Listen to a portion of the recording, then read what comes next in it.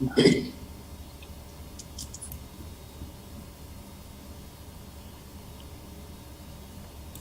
right, you all set there? 1 second. We're good. Okay. Yep.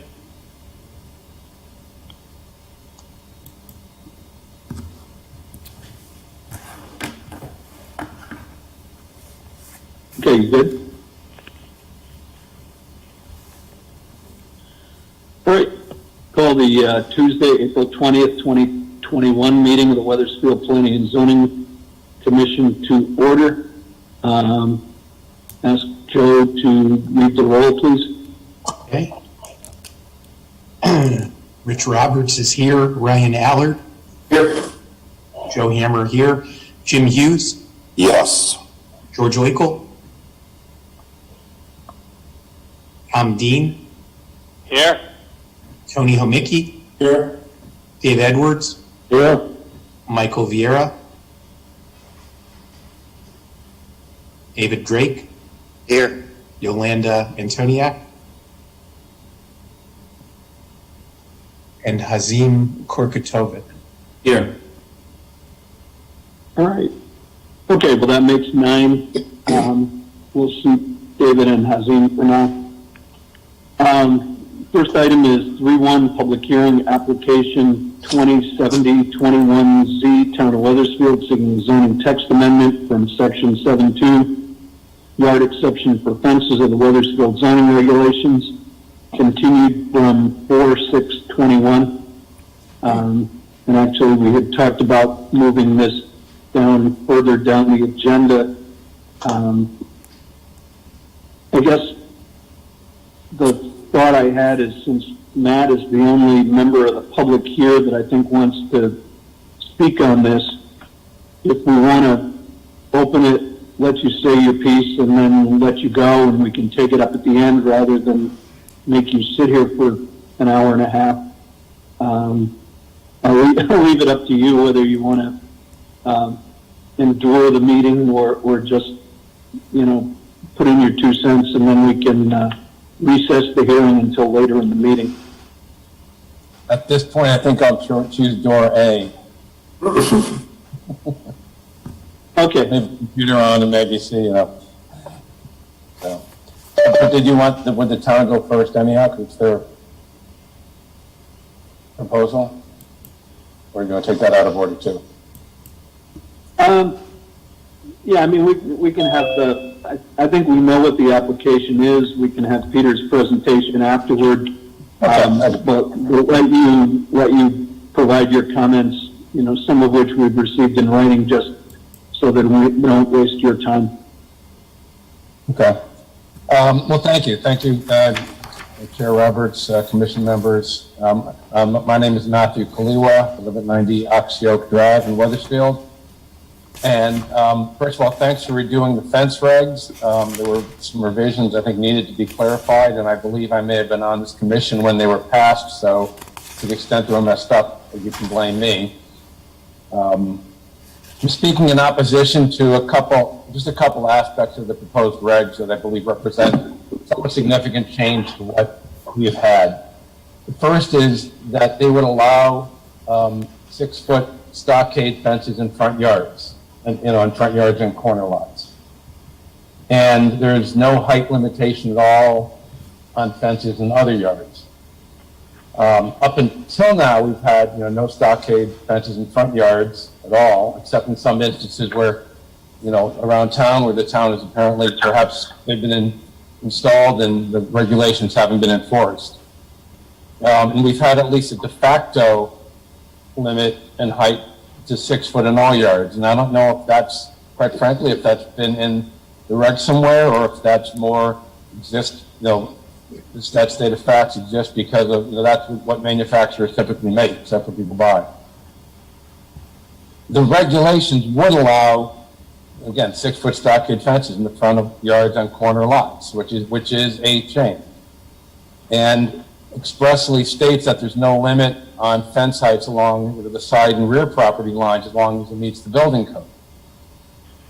And I guess I would imagine your neighbor putting up a 10-foot fence in the backyard, or worse yet, on the side property lines between your house and theirs, right up to the front building line, where there's, maybe 15 feet between both houses. I just don't think we should allow that. We certainly shouldn't encourage it. Again, I live in the Oxyoke neighborhood, where this issue of fences in the front yard was the subject of a contentious and well-attended ZBA hearing a little over a year ago. I believe it was in December 2019, while you could still attend in person. Having served time on ZBA, I know that ZBA doesn't generally attract crowds of the size that we had. I'm sure that people are generally uncomfortable about getting up and speaking out against something the neighbors want to do. Most people wish the board would, apply the law, or the town would enforce the regulations. And despite that misgiving, it was a very well-attended meeting. The vast majority of people were opposed to it. It was a request for a variance to allow a 6-foot stockade fence in the front yard of a corner lot. The corner lot's having 2 front yards, and one of the front yards, which someone might think of as a side yard. And it wasn't about vehicular sightlines, which are addressed here. It was about kind of the open character, ambiance of the neighborhood. That's what got everybody motivated. And that's what, caused a lot of people to turn out on a Monday night for a ZBA hearing and have to talk against their neighbor. And we're kind of confused why the town itself is proposing these regulations in the face of that sentiment. We don't believe the citizens of Wethersfield want a more fenced-in community. We want to have, fences up along the curb, stockade fences, that is. And, we have a kind of open community. We advertise it whenever we advertise the town. It's, we just show pictures of fields and open yards and open streets. And, the parts of the proposed regulations I've highlighted kind of go against that. And I don't believe that they have any place in this town. I guess I urge you to amend the proposal to correct those 2 areas. Yeah. Okay.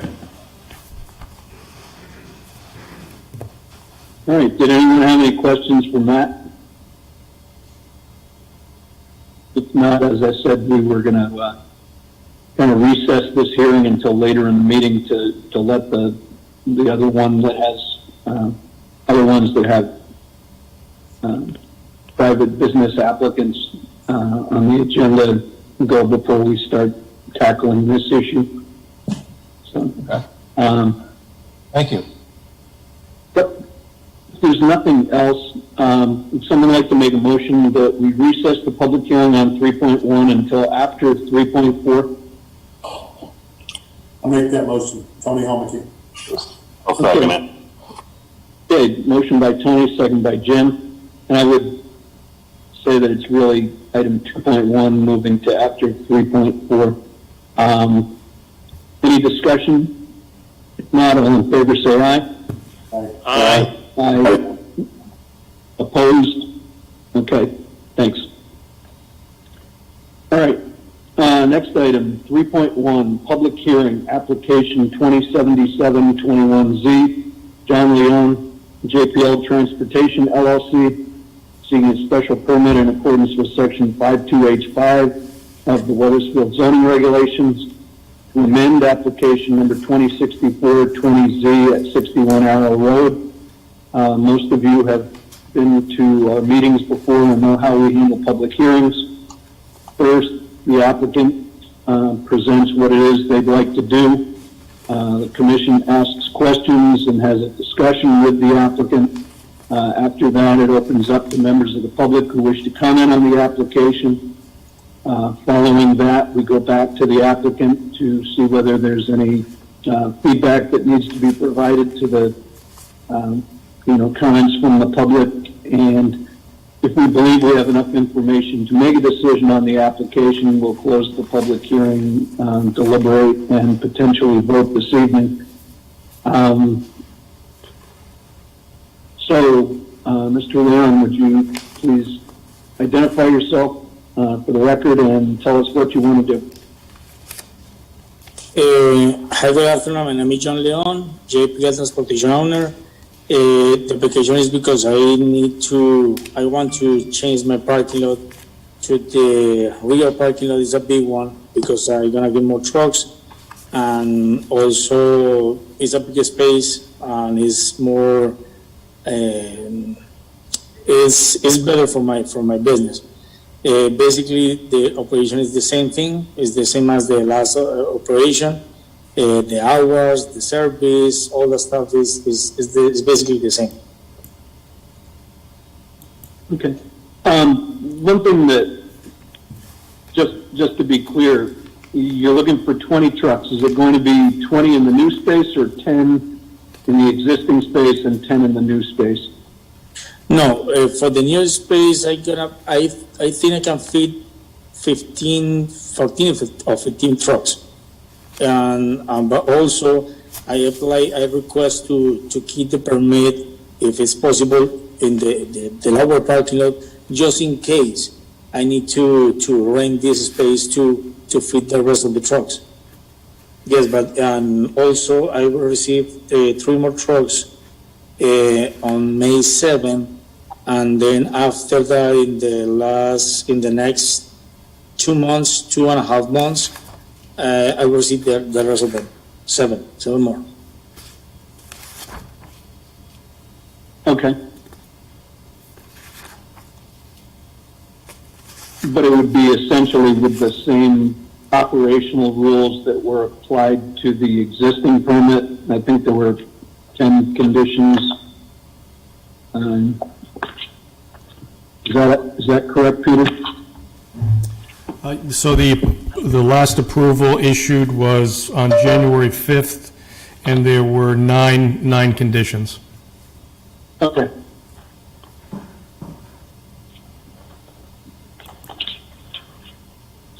So you'd be able to comply with those same 9 conditions in the new space as well? Yes, of course. Okay.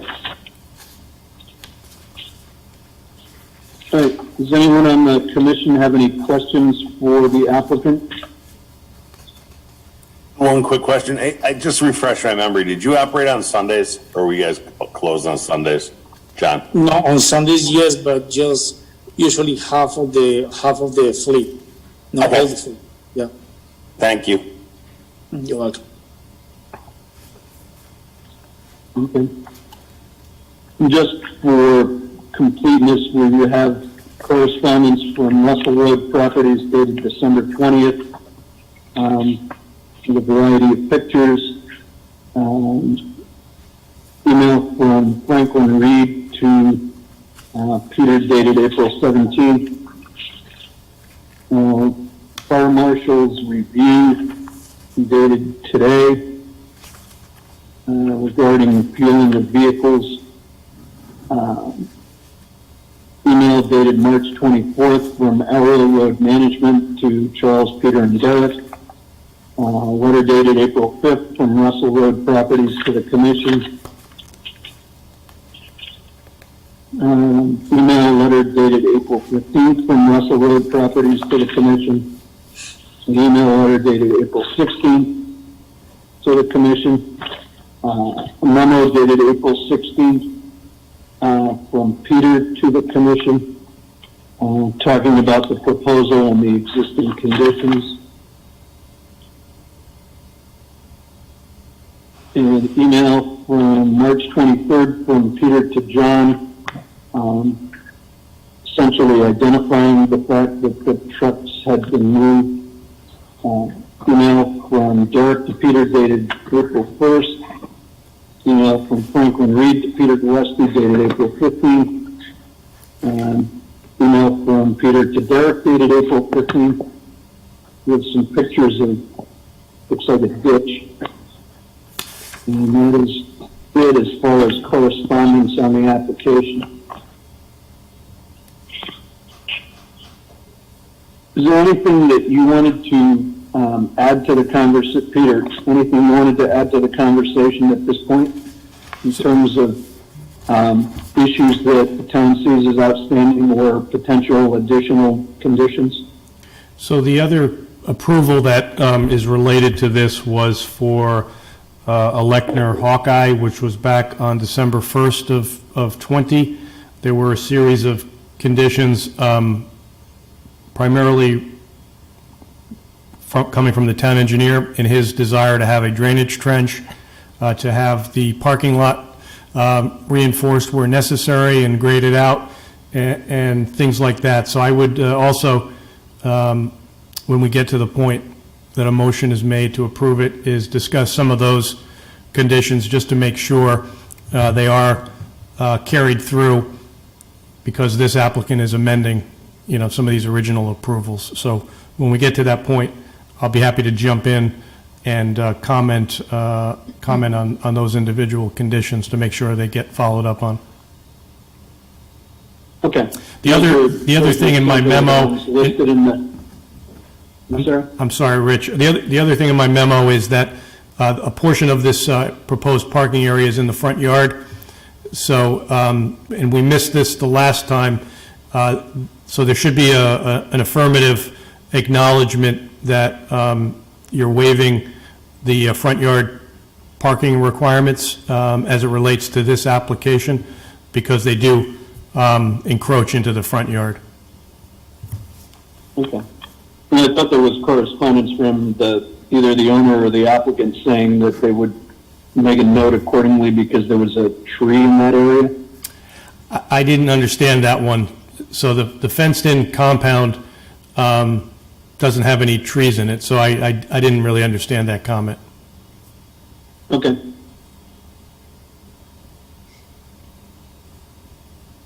All right. Anybody else have questions for the applicant before we open it up to the public? Yes, Mr. Chairman. I have two Sure. questions, if I may. Sure, Tom. First question is to Mr. Leon or to Peter, whoever can answer, and that is what activities are presently what activities currently apply to this proposed new area or expanded area into which he would be parking the trucks. And that's the first question. The second question is, that I'm not clear on, is how many total trucks is the applicant now seeking to allow to be parked on this entire parcel pursuant to his revised application? I hear 25 from what I counted, but I'm not sure. So if I can get answers to those, I'd be obliged. Okay. I would ask John to answer those specific questions. Yes. Yep. Yes, okay, about the parking lot, about the operation, the parking lot is the same way that the other one. My drivers came to the yard, pick up the truck and leave the yard. It's like, they take in the yard like 15 minutes, no more than that. We never bring trailers to the yard. Always is the cabs, just the trucks, not the trailers. And also the second part, it's, I'm sorry, what was the second question? How many trucks? How many trucks? No, right now I have 10. In May 7, I will get 3 more. And after that, in the next 3 months, I will receive 7 more to complete 20 in around like 2 or 3 months.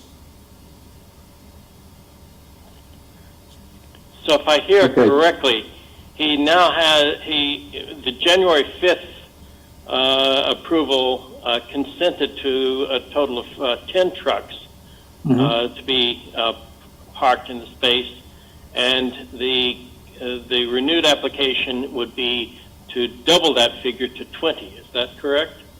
Yes.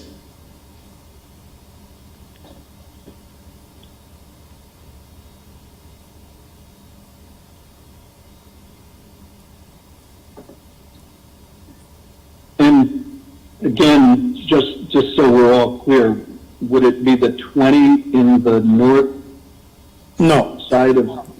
or 10 and 10? No, I think in that parking lot, I can fit maybe 15 trucks. The rest of them, just in case, if that's why I want to keep the permit for the lower parking lot, because just in case if I get an agreement with the landlord, I can rent this space as well to park the rest of 5 trucks, 4 or 5 trucks. But yeah, it's just in case. That's why I want to keep the permit for the lower parking lot. But in that space, in the big parking lot, I think it's like a 14 or 15. Okay, so that northwest spot is not big enough for 20 trucks, it's big enough for 14 or 15, and you're going to keep the other ones where they are now? No, probably. It's a maybe. In the meantime, it's going to be in the next 3 months, I will know.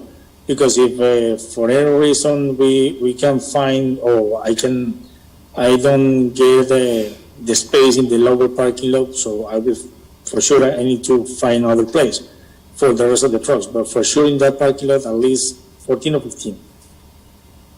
Okay. So, Mr. Chairman, it appears my original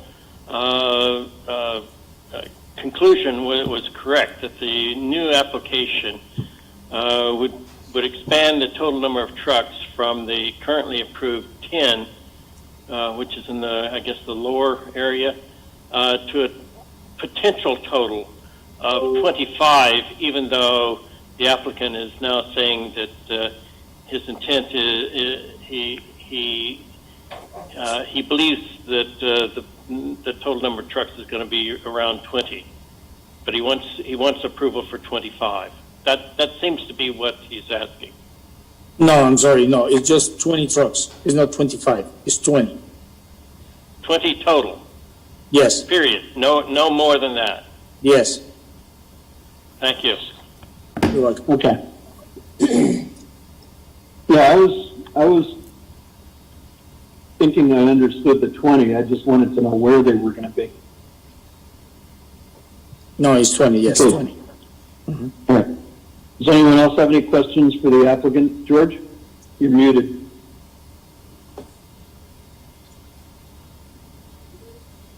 You're muted, George.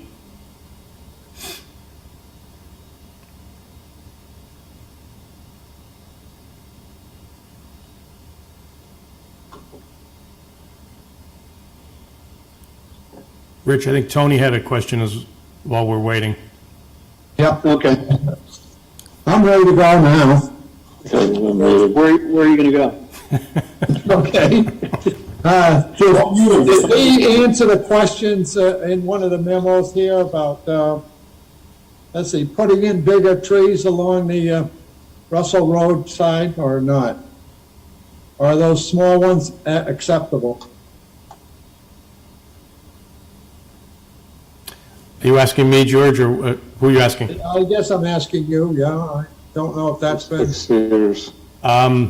You saw my memo that, right now they're three footers, pretty, obviously young. It will take many years to have, a noticeable impact on buffering, what's behind the fences. So, and they're probably not planted in a way that's going to actually provide a buffer. They're in a single line, I think. So, for what that's worth. So the commission hasn't discussed further with the applicant about doing something about this, maybe. Is there a reason for the plantings out there, Peter? I mean, with the fence? Fence looks pretty good to me, going by there. Yeah, as I said in my memo, these plantings aren't going to have a measurable impact on, what's behind the fencing. So these cabs are, significantly taller than the fencing. So in order to get to a height that, a 30-foot height, it'll long past, any of us maybe being around here. So I'm not sure they're necessary. So it's, I'm not sure they're necessary either, frankly. The fence looks nice, and it'd be nice to have some decent shrubbery in front, but it'd have to be pretty big in there, and I'm not sure what they're accomplishing a heck of a lot, when I went up there. What I was thinking, George, is this permit, the last permit was given for a year.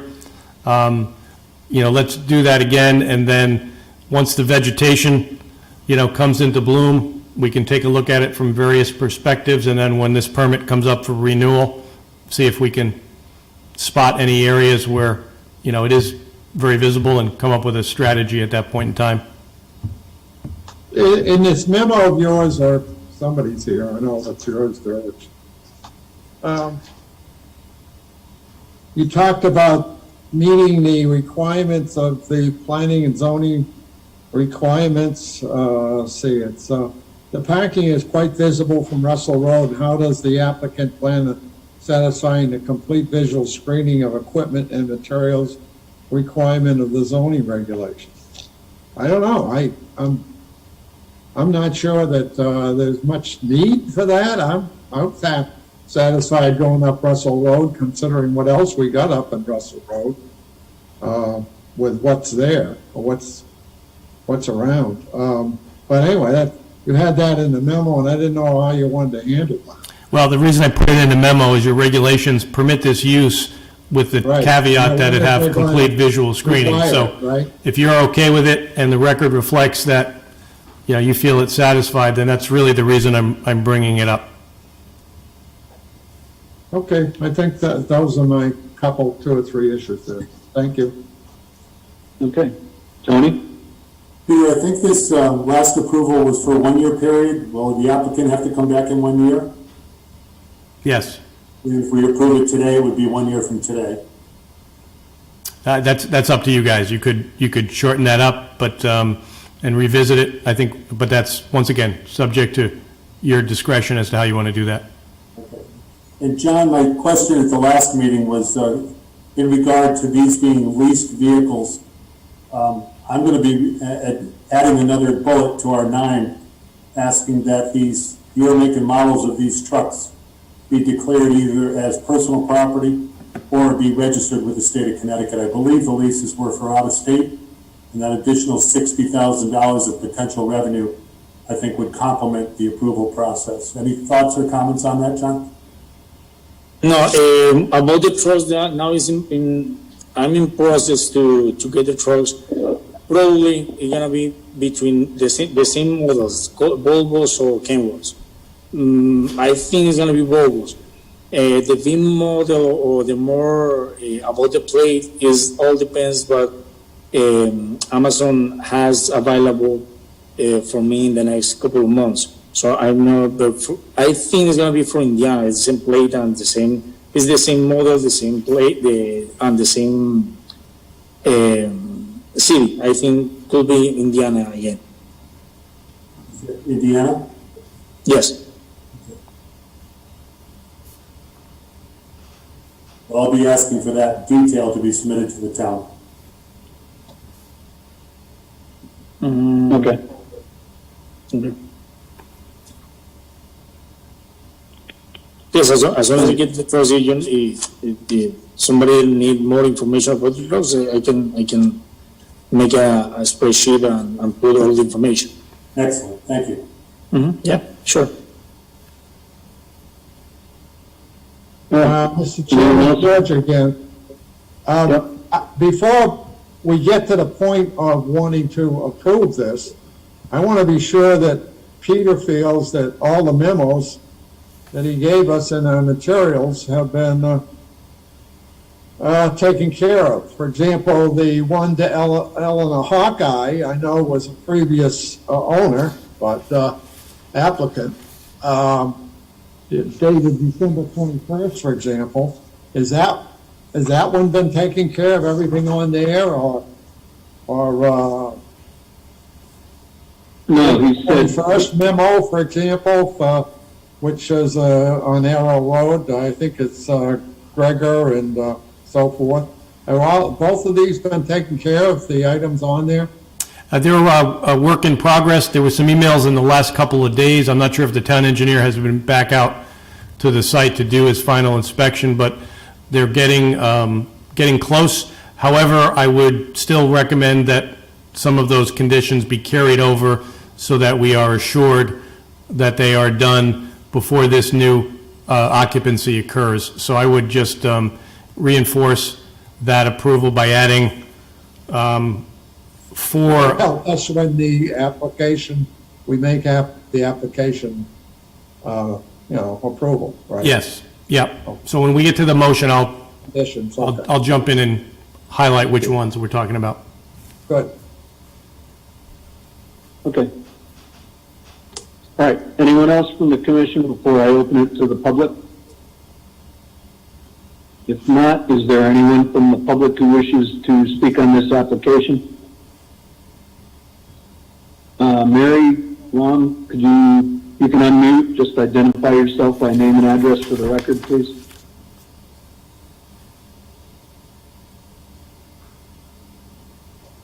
*6. Sorry. Yeah, I wanted to say that, can you hear me? Yes. Okay. I just wanted to say that I don't have any objections to either one of the applications that are in front of this committee tonight. I think, based on the questions that you've asked and the answers that you're looking for, that you've asked everything I would have asked, and I'm sure you'll do the same with the next application. And it seems reasonable after Eleanor Hawkeye had the property. I don't have an objection to that. I did want to make a comment, though, just so it's on the record, that there were two emails, an email and a letter sent March 24th and April 5th from the property owner that were a series of ad hominem attacks on the crossings and the residents of the crossings and our property management company. And I don't appreciate it. I think this is one of the reasons why we have such a difficult relationship with this person. It would be so much easier. I can't even believe what I've read, actually.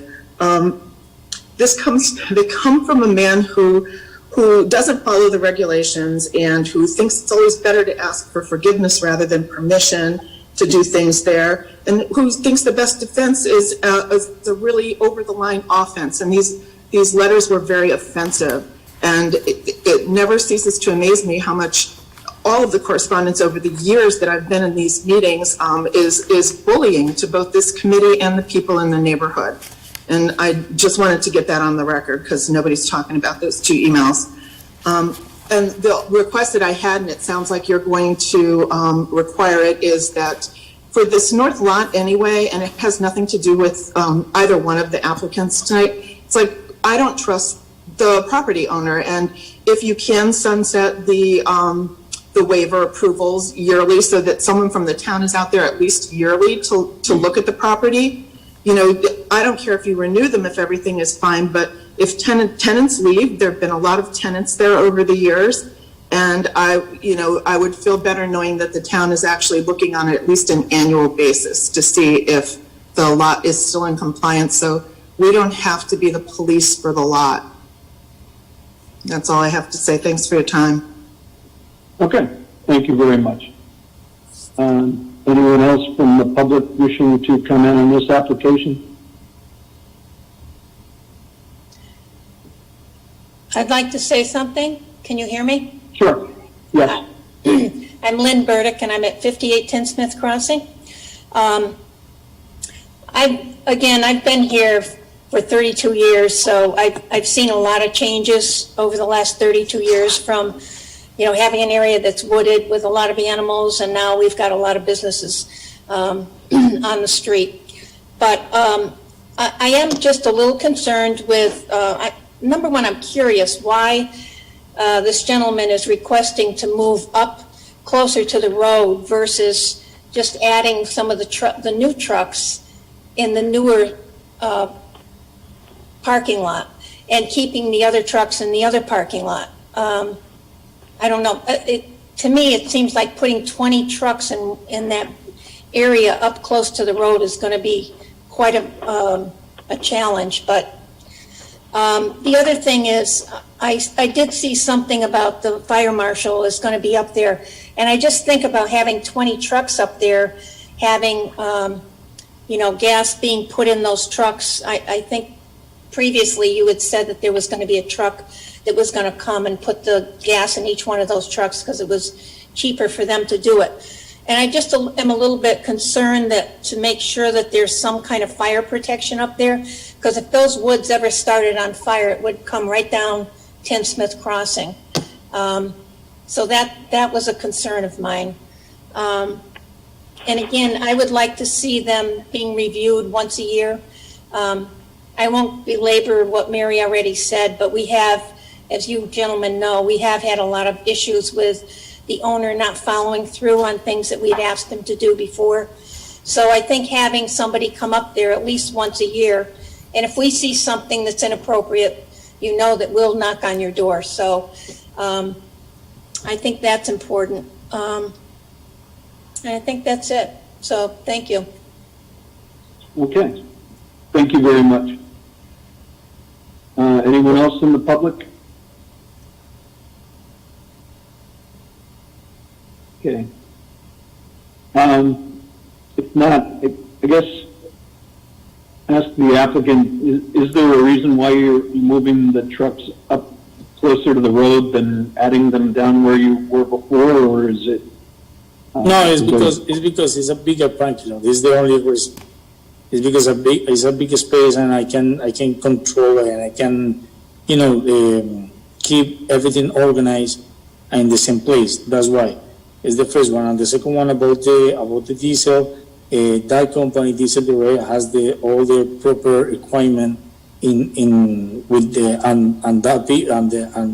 drivers who fuel the trucks has the training and the permits and the license to fuel the trucks in a safety manner, and also they have as I said before, all the equipment just in case something happened, but it's secure. Okay. It's diesel fuel, not gasoline? No, it's diesel. Yeah. Okay. I think that makes a difference. Mm-hmm. Yes. Why does that make a difference? It doesn't explode. Diesel doesn't explode as quickly as the regular gas? No, it just burns at a really low temperature. It's like heating oil. Okay.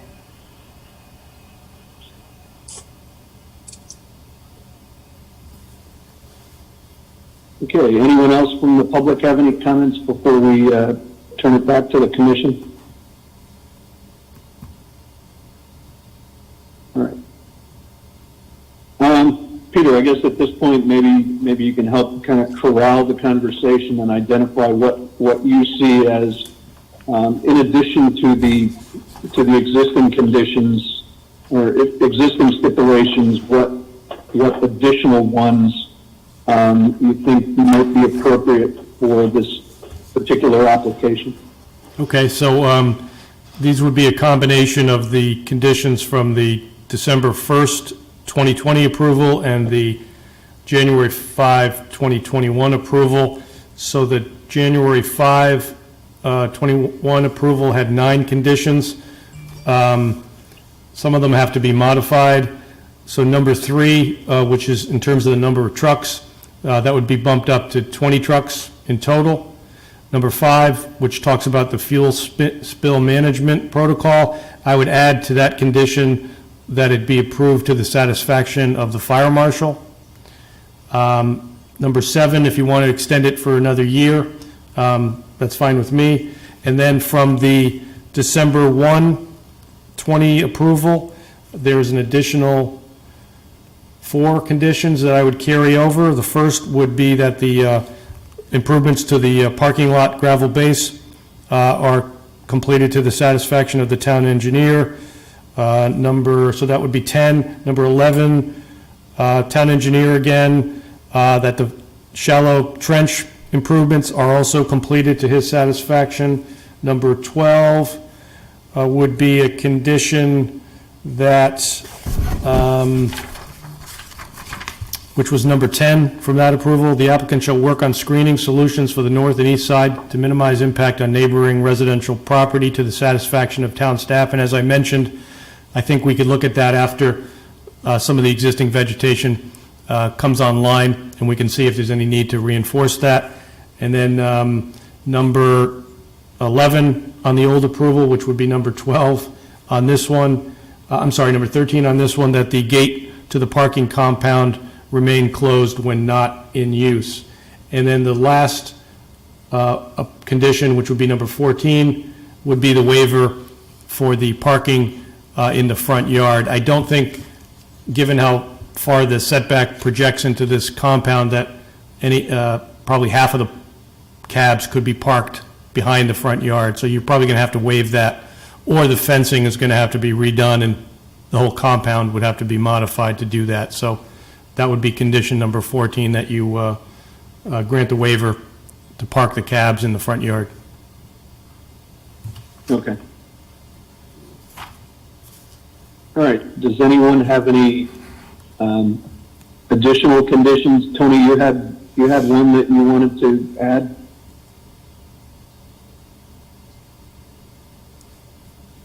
If the applicant give a list to the town assessor for the year, make, model, and ID of the specific trucks that are located there within 60 days. Okay. Okay. All right.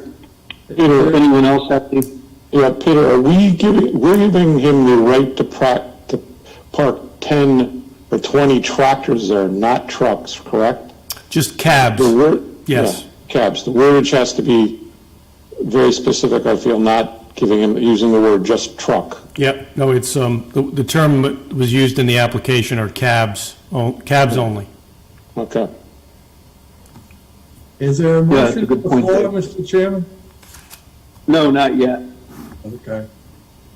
I make a motion to approve with the conditions established by Peter and Tony. Did we close the hearing, Rich? No. No. Oh, motion then to close the hearing. All right, is there a second? Second. All right, all in favor of closing the hearing, say aye. Aye. Aye. Opposed? Abstentions? Okay. Motion carries. All right, you want to make a motion now, George? Yeah, make a motion to approve with the conditions as brought forth by Peter and our esteemed commission member, Tony. So, is that good enough, Peter? I have just for the record, I have a total of 15 conditions, so just, Okay, does that include Tony's? yes. Okay, fine. Yeah, I think that's where we go. All right, is there a second? I'll second. I'll second. right, Mr. Chairman, I want to make a comment on this location. Second by Tom Deane, yeah? Oh, I'm sorry. What? No, it's just identifying Tom as the person who made the second because his box lit up. Oh, thank you, sorry. No, I wanted to say that I think this site, despite all the negativity, including from the applicant recently, about the homeowners up there, which I didn't appreciate any more than they did. And I don't think that kind of thing is necessary. But the point is I'm making here is I think this site has been dramatically improved over the last 10 to 20 years. And I look forward to having it even improve a little, somewhat more over the next few years. I know we had problems about 10 years ago, and I think we've overcome those. And I'm glad to see how good it looks when I went up there this last week to look at it, even more than I had prior to this. So again, that's my comment on this application. No, I appreciate that, and I likewise look forward to kind of continuing to move in the direction of being constructive and civil in all of the interactions among the parties on on this particular area. Does anyone else have any comments on the application? I'd like to also Tony? compliment the two citizens, Mary and Lynn, for their comments anyway. Some of the comments in the application process, the correspondence was mildly insulted and degrading, and I hope we can refrain from any of that type of language for future applications, especially because we're coming back in another year. And again, it's a compliment to see this whole development successful with good employees there and generating a good tax base for the community. Okay, thank you. All right, since George came during the public hearing, making 10 people, I guess with this one, I will ask Hazim to recuse and Dave to be seated. And I'll switch on the next one so that you don't feel like you're wasting your time. If there's nothing else, all in favor of the motion, please say aye. Aye. Aye. Aye. Opposed? Abstentions? Motion carries. Congratulations. Thank you. All right, next application, which is not a public hearing, application 2078-21Z, RFJ Productions LLC, seeking site plan and design review in accordance with section 5.2 of the Weathersfield Zoning Regulations to locate an escape room at 840 Silas Deane Highway. And is someone here on behalf of the applicant? Yeah, Jonah Evenson. We are currently at Mars Labyrinth, 860 South Highway. There, our lease is up. Obviously, with COVID, business has been pretty rough over the last 12 months, having an indoor entertainment. We've got a much less expensive rent, 2 doors down. That's pretty much the extent of the application.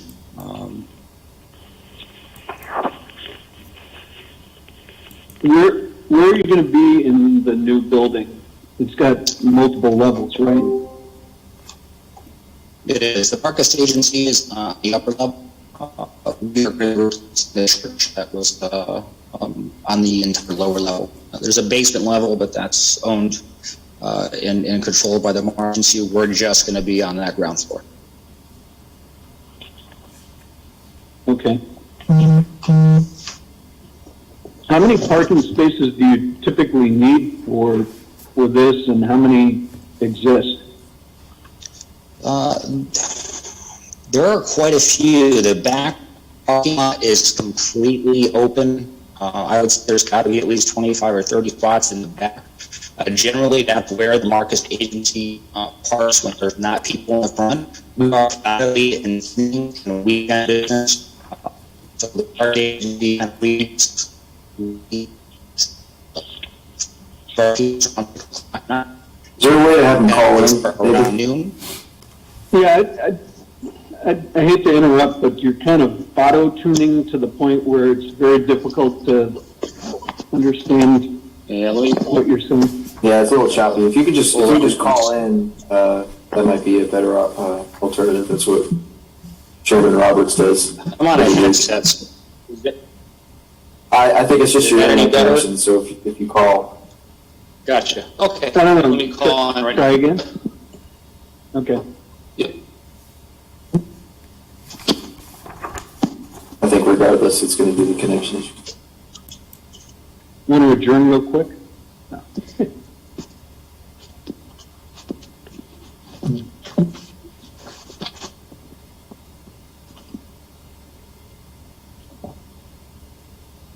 Peter, are there any problems with this application? Or any site issues? No, the site's in good condition, handicap parking is there and all of that, so I think it's just for you to It's understand. all up front, right? No, there's parking up front, there's also parking in the back and below, so, and there was a parking agreement with the abutting property owner for the church, as the church had a much more intensive parking demand, so I think it's a matter of you understanding how many people typically are there at his, peak times, and making sure you think there's adequate parking. you see any reason why this situation, which tends to be this application is for daytime use and the church is for weekend use, what do you see as an issue? I don't, George. The agreements are established that we're there, right? Right. But that should be a condition, correct? Once again, that's up to you and whether you feel there's, based on what he's telling you about the application. Okay, yeah, got that.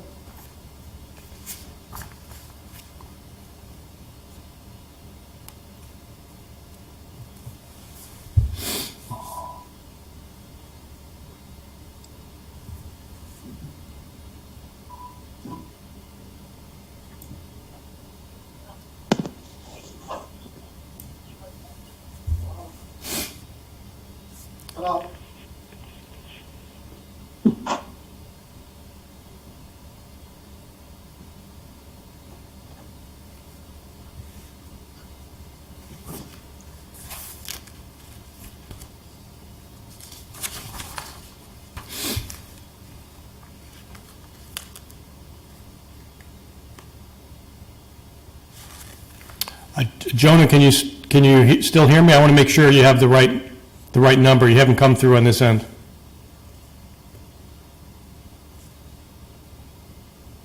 Who are you talking to? Mr. The Evenson. applicant. Yeah, the applicant. Okay.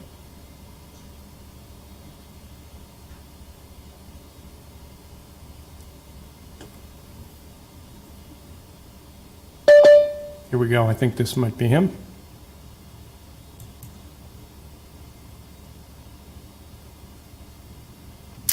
Jonah, are you with us?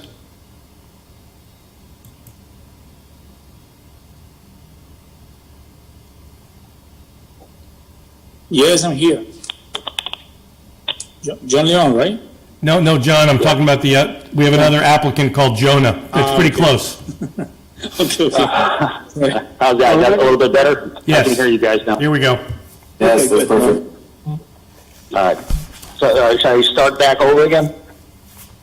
Yes, please.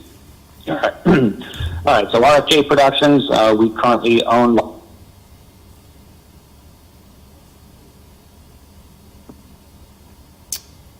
Jonah, we lost you again. I think we're jinxed. Let me see if I can lose much or it's just being in the house. We can hear you now, I think. All right. I'm gonna just step outside right here real quick. Maybe it's just the connection on the phone. We don't usually have problems. How's that? Any better? Yep, we can hear you. Yeah. So we currently reside at 860 Silas Deane Highway. We've had an escape room there for the last 3 years. Our lease is up. We're just looking to move 2 doors down to 840 Silas Deane Highway. Marcus Agency owns that building. They are currently on the 2nd floor. We would be taking over the just under 5,000 square feet of space on that ground floor unit. There are currently quite a few parking spots in the front. I want to say there's at least 20. There is a back parking lot that generally the Marcus Agency uses for their people when they have tenants on that ground floor. We are predominantly a evening and weekend business. There's really not any issues at all with any parking. We're not going to really be there and operating when the Marcus Agency is there, and vice versa. They're not usually going to be around when we're operating. Okay. Any issues with handicap matters? Not at all. Nope. No, there was a church there before us, so all the handicap parking spaces are completely available there. I want to say there's at least 3, and they're right by the front door. There's an elevator. There's a 3-story building. There's a basement. There's the ground floor. There is also the Marcus Agency on the 2nd floor. I think the structure requires an elevator, and there's an elevator that accesses all 3. Excellent. Jonah, who's on the first floor in the basement there? Is there an auction company or a surplus company that sells stuff down there? I'm not sure, Jenny. I do know that there is a basement area, but I want to say that it's controlled completely by the Marcus Agency. I took a peek in there just to check on utilities and some cables and things of that nature, but it didn't appear to be any type of working business at all. At least not that I'm aware of. I think it's more storage. Got it. Okay, nothing that would conflict with your use in terms of time and spaces? No, not at all. Not at all. Okay. Yeah, again, we're predominantly evenings and weekends, so. Approximately how many people would you have at the maximum in terms of people there and parking spaces occupied? Yeah, I mean, most people come as groups, so it's not as if mostly families, obviously even with COVID, people tend to come, everyone kind of comes together. We stagger our rooms, so we don't generally see, we'll have someone come at like noon, the next group come at 12:25, the next group come at 12:55, and then we rotate those in a way to keep, obviously with COVID, at the moment anyway, but having that rotation like that keeps the parking lots kind of continuously moving, also our lobby. No one kind of comes in contact with each other. So again, Saturdays we're generally really, really busy. We're starting to pick back up again now that COVID's kind of receding a little bit. But I've yet to have any issues with parking, with the amount of parking that's at that location as well. I just don't see that being an issue at all. There's a really good sized parking lot in that back area. Staff, we only generally carry 2, maybe 3 staff members at any one given time. But again, COVID has kind of dictated on 2 staff members. And of course, you can have the staff members parked down back, right? We don't have to put that in. Yep, 100%. Okay. Do you think you need to reinvigorate the shared parking arrangement that had been in place with the next door neighbor with the church or not? What, as far as with the Marcus Agency? There was I think Peter mentioned that there was a shared parking arrangement with the church with respect to, I think it was the 850 property, in case that they needed additional spaces. Yeah. Sure. I'm unaware of needing, again, that space. If I were to guess the amount of cars that would be visiting our location at any one given time, over an hour and a half period, and that's generally most people spend about an hour to an hour and 20 minutes with us. 6 cars maybe at the most. And that would be, if memory serves correctly off the top of my head right now, I want to say there's at least 15 spots, currently right in front. I'm going to say there's 8 along the street and another 8 along the building.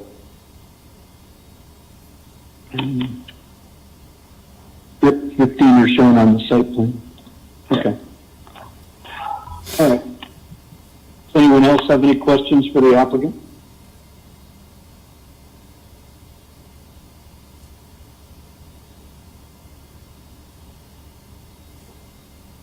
Anyone? Peter, do you have any concerns that would need to be included as conditions? No, there appears to be about 22 total parking spaces on the site, so I don't, the only reason we had the shared parking was the previous tenant was a church, which anticipated significant crowds, so I don't think that condition needs to carry over. So no, we obviously have experience with this particular business, and I've never observed there to be a parking concern. So I don't think there's any. I think the building's already handicapped accessible. So and any code issues he can work out with the building and fire marshal. So I don't have any suggested conditions either. Okay, thank you. All right. Anyone else from the commission? If not, does someone want to make a motion? Who's got the birds? And that would probably be Denise. Oh, I'm outside. Okay. I make a motion, Mr. Chairman, to approve application number 207821Z. Okay. Is there a second? I'll second that, Mr. Chairman. Okay, motion by George, second by Tony. I'll ask Dave to recuse on this one. Any discussion? If not, all in favor say aye. Aye. Aye. Opposed? Abstentions? All right. Motion carries. Don't go anywhere. Application number 207921Z, Decaid CBD, Jonah Evenson seeking site plan and design review in accordance with section 5.2 of the Wethersfield Zoning Regulations to locate a retail CBD store at 312 Silas Deane Highway. Again, this is not a public hearing. Does the applicant want to talk about what they propose to do? Yeah, absolutely. So currently, have our insurance agency at that location. There's just under 1,500 square feet. We are currently using the downstairs as part of the agency. Our goal right now is to just, we're going to operate kind of a dual status there. Our insurance agency maybe sees maybe 3 or 4 people a week with, again, COVID, even from pre-COVID times, 95% of our business is done via the phone, internet, email, DocuSign, things of that nature. Obviously, we do have some clients come in and pay cash, and that's generally the only time anyone comes to our location at this point. So with that extra space, we have the entire upstairs that we haven't used, since operating the agency 3 years ago. We'd like to use the bottom floor as a retail space for a CBD store. CBD is a product that's being sold. It's a health product used for everything from sleeping aids, pain, anxiety. Dogs are there's products for dogs. There's products for children. CBD is derived from the hemp plant.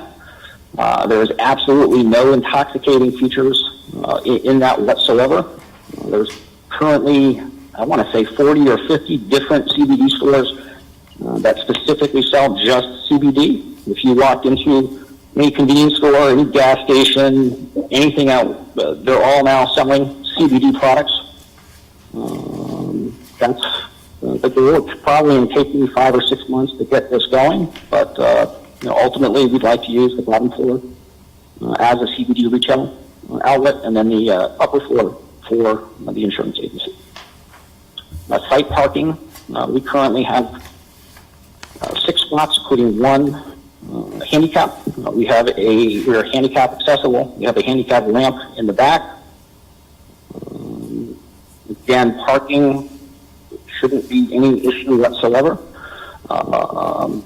In the future, if parking would possibly become a little bit filled up, talking to my neighbors wouldn't be an issue at all at renting a space over there for the employees. Okay. Peter, what if anything would the zoning regulations require for parking for just the retail use?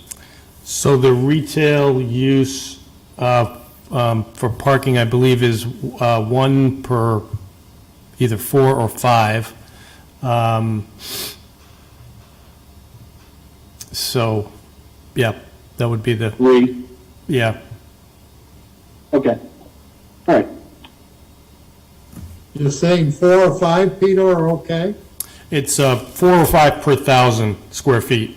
Oh, okay. And how many are there now? 6? Well, the plan I have shows as having as many as 7. But you said take out 1, too. That was one of the conditions of the previous approval. They didn't want to stack 2 spaces behind each other along the right-hand side as you come in the driveway. But there's room for it if you wanted to, provide an oversized space so someone could back out. So there is that potential if need be. Yeah, but then they might knock down that maple tree you want to preserve.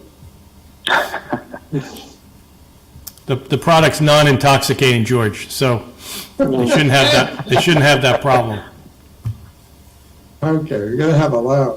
But why that tree looks good, but it isn't really on the driveway, but it's joining it closely, yeah. Okay. Any handicapped applicant? I'm addressing this too. Any handicapped? 100%. There's a handicap. There's a ramp in the back, as well as a handicap spot. But that's for one floor, right? The first floor, Right, correct. but not for the second floor? How do you, any handicap issue to getting up to the second floor? They would have to go up a flight of stairs to get to that, but I wouldn't, we could come down for that.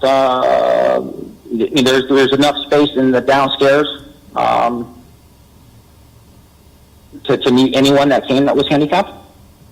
Okay. Jonah, you probably have to work that out with the building official in terms of, compliance with the ADA, so just make 100%. make a note of that when you do come in for permits. Just so you know, Peter, too, I'm still pretty sure that it's all basic, the plan at this point in time, obviously getting the approvals first and foremost before we, do anything else, but even the downstairs space is big enough where one of the offices could be isolated, doors shut, things of that nature, so we could maintain an ADA requirement in case that someone came in. Yep, okay. Great part about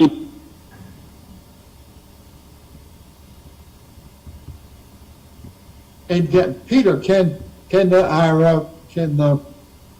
our building official, under the national code, really, what it is, can he accept that, the second floor issue? I'd just like to know in general. I think what you can do is if you can provide the same services and accommodation that are Like provided he- on the second floor, somewhere on the first floor, you can work, that's why I'm saying there's a way of working it out with the building official, as long as there's an ability to accommodate somebody at the level where the handicapped can be accommodated. Excellent, I'm glad to hear that. Because I know Yeah, I mean, and I think that works better when it's an office use than if it was a restaurant or a hair salon or something like that, where you couldn't drag the shampoo sink downstairs, that sort of thing. Okay, thank you. Does anyone else have any questions for the applicant? Yeah, are the CBD products fabricated on site, or are they just simply? Not at all. No, we would be purchasing through companies like Purcana. There's a handful of the top companies out there. We would probably at some point white label, which just means that we buy the products from companies that make them and then put our label on them. But no, we won't be doing any mixtures. There are strict regulations when it comes to that. Testing that needs to be done. Obviously, we're not a lab. No drinks or Just a anything retail such as that? Okay. No smoothies? No. Peter, can I ask Peter a question, Mr. Chairman? Yes. On this one, you recommended a number of things in the memos and previous approvals and stuff. Everything from the tree to eliminating some behind each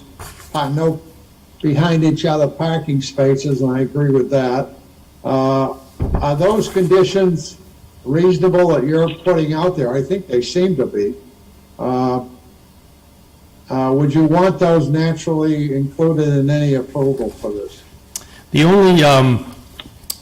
only condition, once again, without knowing what the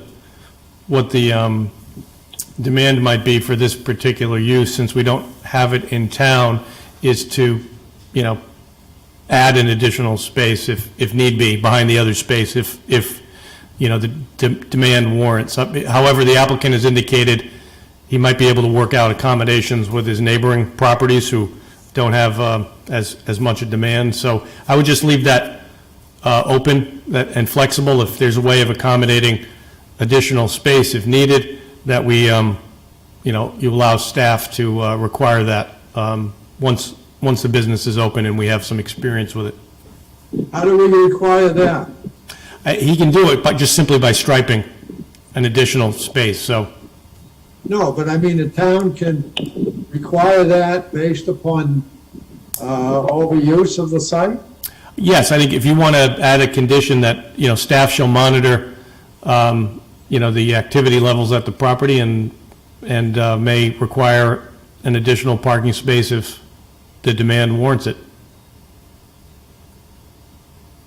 Okay, and you don't need to change any of those previous conditions? No, that's the only one I would ask you to, add in. The rest of the stuff was before all the improvements were finished. So as I look at those, and this goes all the way back to 2007, so I would be comfortable with that. Right, site's in good shape. Yes. I was over to see it. Yeah. Rich, the Anyone else have any? only other thing, maybe you haven't gotten to the public, is that we did get one piece of correspondence. I think I forwarded it to everybody. Just, Yeah, I was going to mention that. okay, good. Did anyone else have any questions for the applicant? And signage wise, you're just simply going to add it to your present sign? Yes, 100%. Yeah, we'll obviously pull the permit, and then we're just going to adjust it so it'll be kind of a split sign. Okay. Yeah, as Peter mentioned, we got an email yesterday, or forwarded to us last night, that came to the town from Cindy Zerblus, opposing this application because of concerns regarding potential expansion into legalized marijuana sales at the site and the sorts of things that would come as a result of that. I think this is separate and distinct from recreational marijuana, but we can talk about that subject toward the end of the meeting under other business. Anyone else have any comments or questions for the applicant on this application? If not, would someone like to make a motion? I'll make the motion to approve application 2079-21Z. 5.2 of the zoning regulations to locate a retail CBD store at 312 Silas Deane Highway with support staff to monitor the activity at this site routinely. Specifically to determine whether an additional parking space is necessary? Yes, Mr. Chairman. Okay. All right. Any other conditions, Peter? No? That's No. Okay. Second. All right, motion by Tony, second by George. Any discussion? I'll ask Kazim to abstain on this one. All in favor, say aye. Aye. Aye. Opposed? Abstentions? Okay, congratulations. Appreciate it. All right. Yeah, thank you, gentlemen. And any ladies there as well. I don't think I heard one, but thank you guys. Have a great evening. Okay. So you want The next application is a public hearing. Application number 2080-21Z, Greenway Property Services, Inc., seeking special permit in accordance with section 5286, contracting business with complete visual screening of equipment and materials of the Wethersfield Zoning Regulations for a general contractor yard at 61 Arrowroad. There's someone here on behalf of the applicant? Yes, I'm here. Patrick Daggett. Okay. You just give us your name and address for the record, please? Sure. Patrick Haggett, 61 Arrowroad, Weathersfield, Connecticut. Okay. You're a little bit quiet, at least to me, so. Is that any better? A little bit. Yeah, a little bit. Okay. All right. let me know if it's not, and I can try to figure something out here, but Okay. that should be better for you. Peter, did you get I sent you over the little presentation I had, or I can share my screen. Yeah, let's share a screen. I'll give you permission to co-host, and you can share your screen. I didn't get that before the meeting started, so let's see if we can figure this out here. Oops, where are you?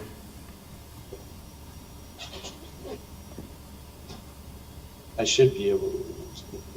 Let me, Yeah, just the permission.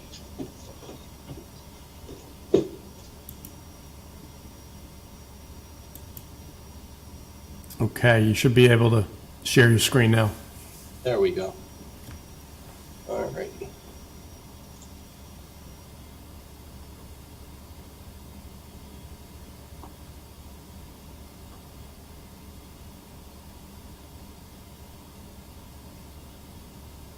So I'll just pretty much go over things real quick. So again, my name is Patrick Haggett, and I'm with Greenway Property Services. We are a full-service landscape contractor that has been renting out of this space up here at 61 Arrowroad since 2019.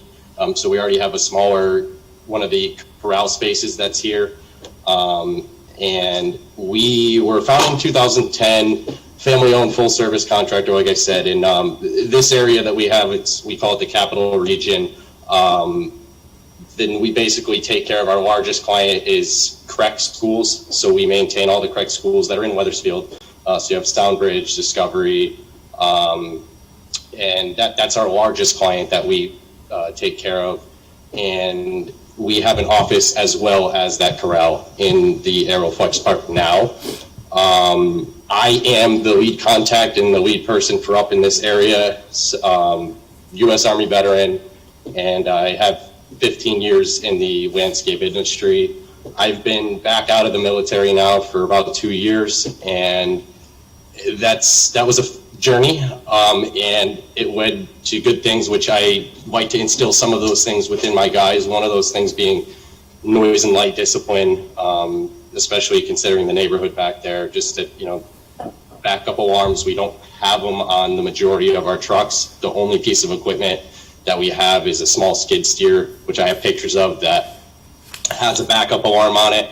So that's something that's not going to be heard super early in the morning or anything like that.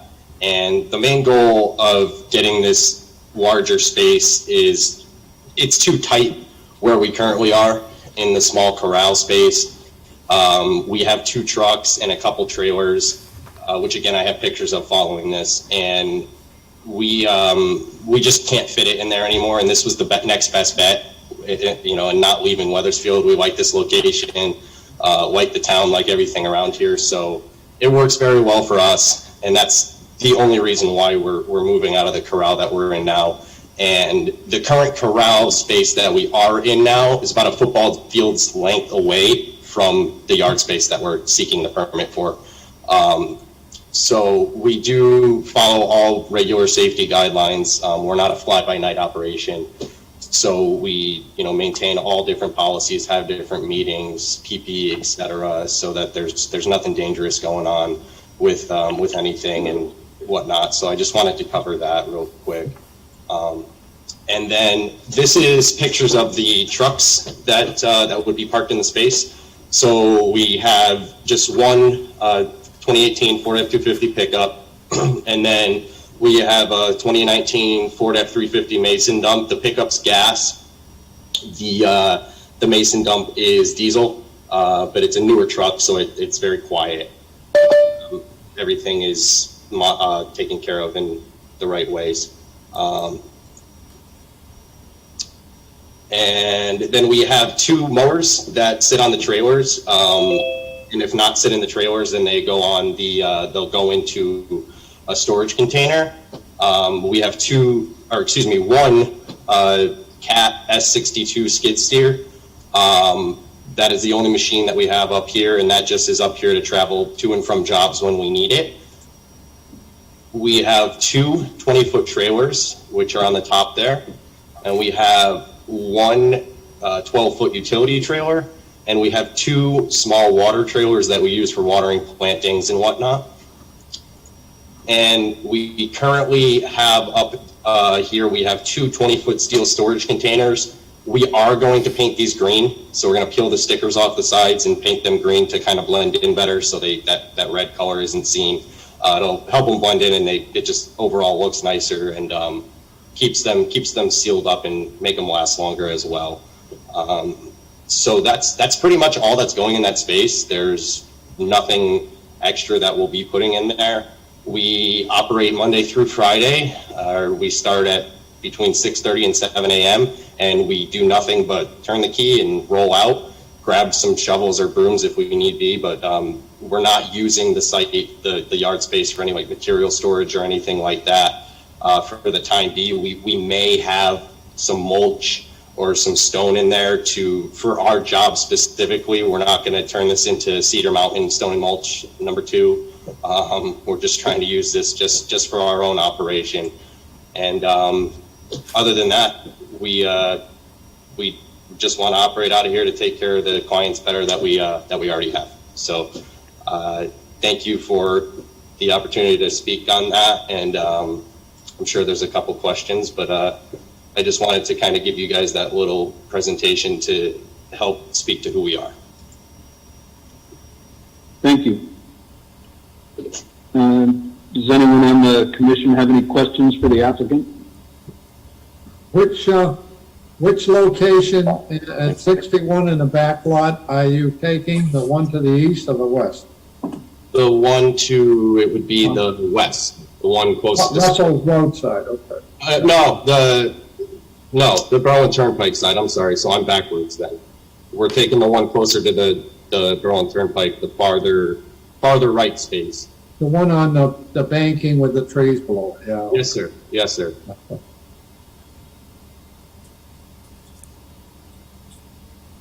And you're not gonna have any storage of materials? You're gonna leave anything in those trucks? In other words, you dispose of clippings and yard debris and so forth, and before you park the vehicles at night, right? Correct. So we dispose of all those materials at the approved recycling facilities in the state.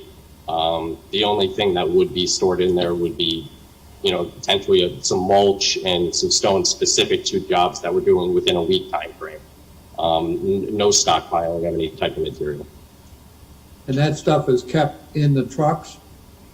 It's kept in the trucks, and there potentially, would be a small pile of mulch on the ground that we would scoop up and put into the truck. But other than that, there would be nothing else. Okay. And you operate from 6:30 in the morning till when? We get back about 5 p.m. And then we don't work Sundays and occasional Saturdays.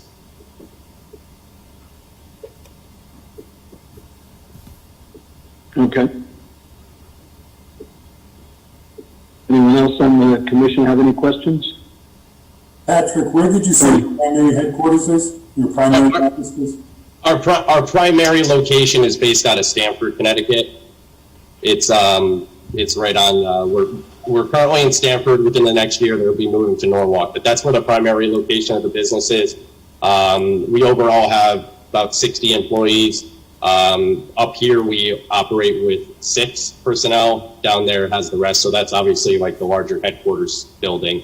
And they have a 15,000 square foot shop down there and whatnot. So we're kind of the smaller brother up here. Tony, ask your usual question, please. George, I just want to know if you visited the site like you visit all the sites. No, that's not. You know what you're going to ask. Go ahead. The other question, Patrick, is what's the term of your lease? How long do you expect to be in Weathersfield? So the term of the lease that we have is 2 years. So we will definitely be here. Our contract with CREC is for 2 years as well, with an option to renew for another 2. So if that does happen, we would want to stay in the space that we are now, but currently the lease is for 2 years. Okay, and George was getting at the fact that some of these trucks might be registered to Weathersfield, or will everything pretty much stay in Stamford? The trucks should be, I would assume they would be Stanford-based, considering it's only the 2 trucks. If we expanded further into that, then that's something that I think that we would be more than happy to talk about. But I just think that sometimes it dwindles down to 1 truck. That dump truck that we have is up here for the spring cleanup season and mulching and whatnot. And then it literally dwindles down to 1 truck, and then it's just the trailer sitting there. Okay, it's just outside equipment. Will you be leasing anything inside the building? In the building itself? Yeah. So we have an office in the building. I thought you said that. So. Yes, sir. Thank you.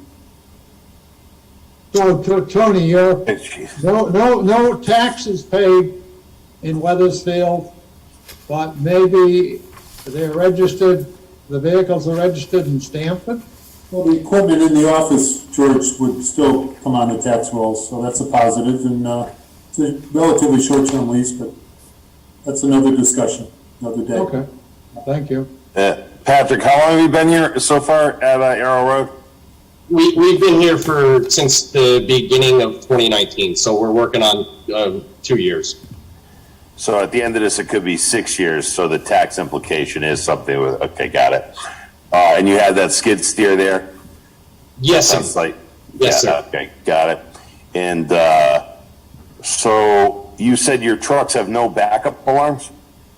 The trucks, so the dump truck has a backup alarm, the pickup truck doesn't.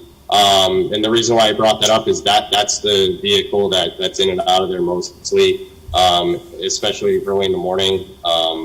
Just the pickup truck in itself, the backup alarm on the truck has one, and the skid steer has one. So that's something that, that could be heard from a decibel, volume to the neighborhood. But other than that, the pickup truck is the only thing that doesn't have one. So do you have like a pusher and stuff like that for your Bobcat? All right, so you're speaking in regard to snow? Yep. No. So there will be no storage of anything snow removal related. We don't do snow removal up in this area of the state, and the company as a whole has ventured out of the snow removal business. So the yard space is strictly for the season from spring until fall. The winter time, it's just we would clear and maintain the space as being cleared for safety reasons and to obviously access it in and out. But other than that, no. There's no use of pusher or anything like that. We don't even own one. Okay, and where do you dump your debris? Either at Green Cycle in West Hartford or over at the I don't even know what the name of it is anymore. It used to be Harvest New England. It was Green Cycle at one point. It's in Farmington over on Full Highway.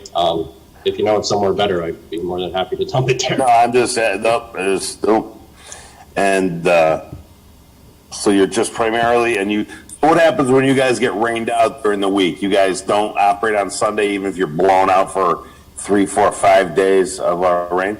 I mean, if we were in an extensive period of rain, then yes. I mean, obviously we try to pick up the slack by working on a Sunday, but the thing is that, yeah, sure, there's stated operating hours, but we're not here. So they get in the truck, leave, and then come back at 5 p.m. During the day, I'm in the office, but that's it. There's no, obviously, with the exception of setting up the space, painting the containers, parking the trailers in an organized fashion.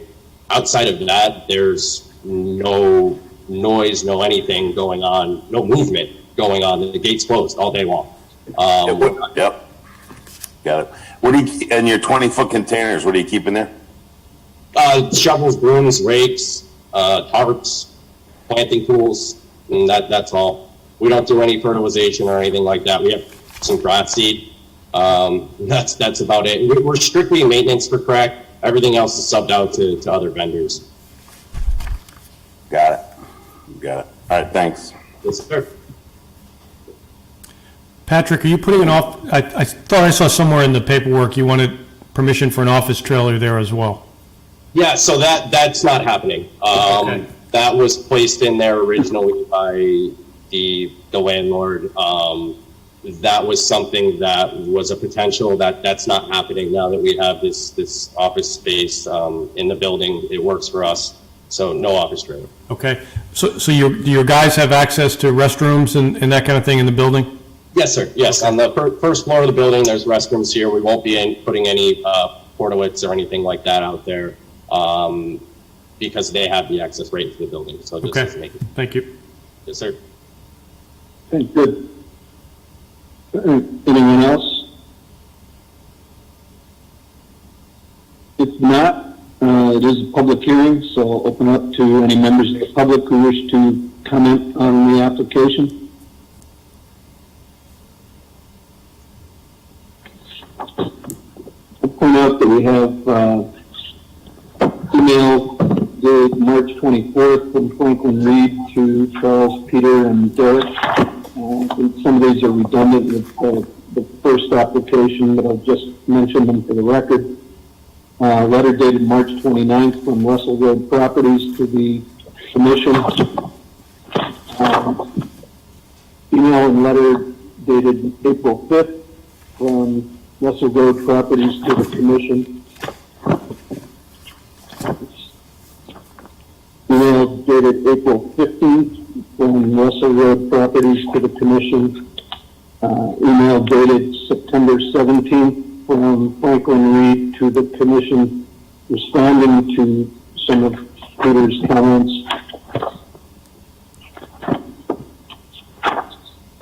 Email to the Commission dated April 16th from Peter and Denise regarding this application.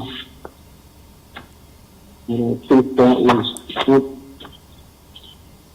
April 1st email from Derek Gregory to Peter Gillespie pertaining to this application. I think it was talking about the drainage trench that we had referred to earlier. So that's the correspondence. Again, is there anybody in the public that wishes to speak on this application? I have one question. This is Lynn Burdick, 58 Sure. King Smith. I was just thinking when he was talking about the one truck that had that backup alarm, is there any possibility, since you're starting work at 6:30 to 7 o'clock in the morning, that you could park that vehicle when it's in there so you can just drive it out and you don't have to have that alarm going off that it's backing up at 6:30 in the morning? Because there's still a couple condos that are right up very close to being able to hear that kind of noise. So I just wondered if you could take that into consideration. Yes, ma'am. Yeah, that's we back all of our vehicles and trailers in at the end of the day so they can turn key and pull out. So that would not be an issue. Okay, great. Thank you. Yes, ma'am. Okay, good, thank you. Anyone else from the public wish to comment on this application?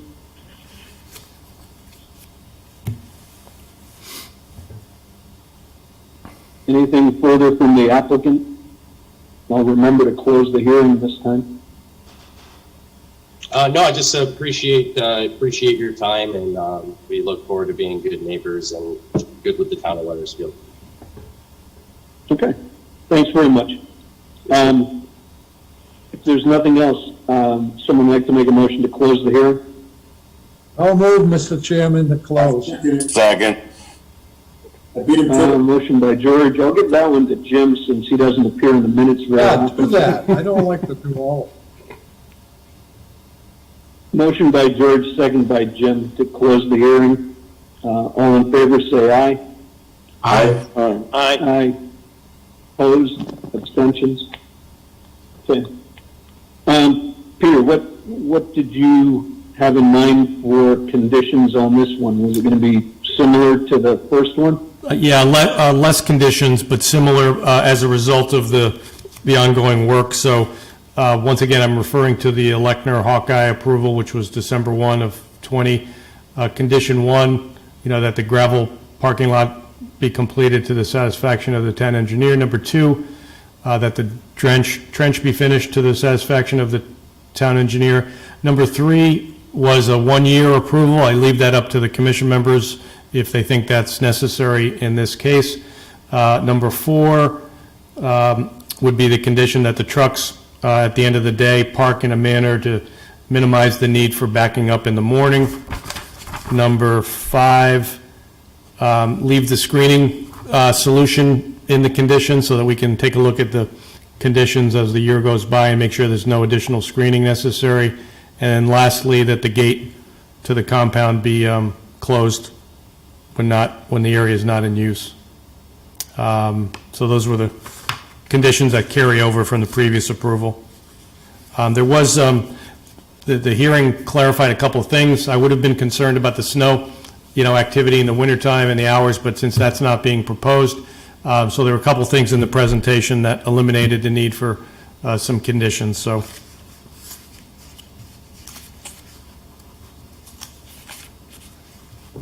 All right. Does anyone else have any thoughts or concerns that might give rise to an additional condition or stipulation? All right. If not, would someone like to make a motion?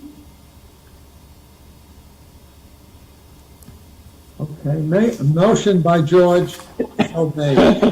Approve application, I'll even name it, 208021C, Greenway property. Okay.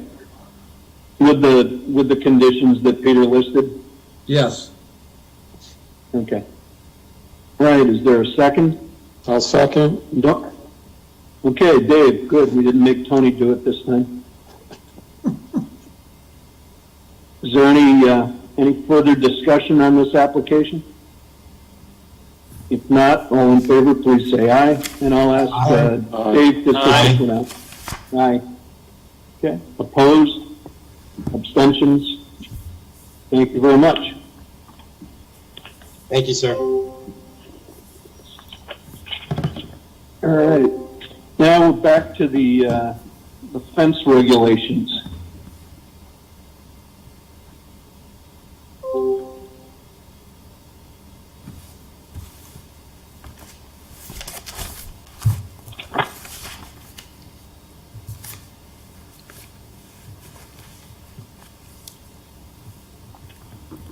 Rich, I had prepared some slides. You want me to just jump right into those? And Yeah, could you just identify yourself? certainly. Yeah, I think the slides would be good. All righty. For the record, Peter Gillespie, town planner. Let me see if I can work this technology here. Is there music? That's a good idea for future. Can you all see that? It's got the picture boxes over part of it, but I don't know if that's just my... It should be a slide that says proposed zoning regulation revisions. I'm good. I'm good. Yep. Okay. All right. So obviously you can see the first slide. So we're talking tonight about proposed changes to section 7.2 of the Wethersfield Zoning Regulations, which are titled Yard Exceptions for Fences. Today is obviously April 20th. So our existing regulations are pretty short and sweet.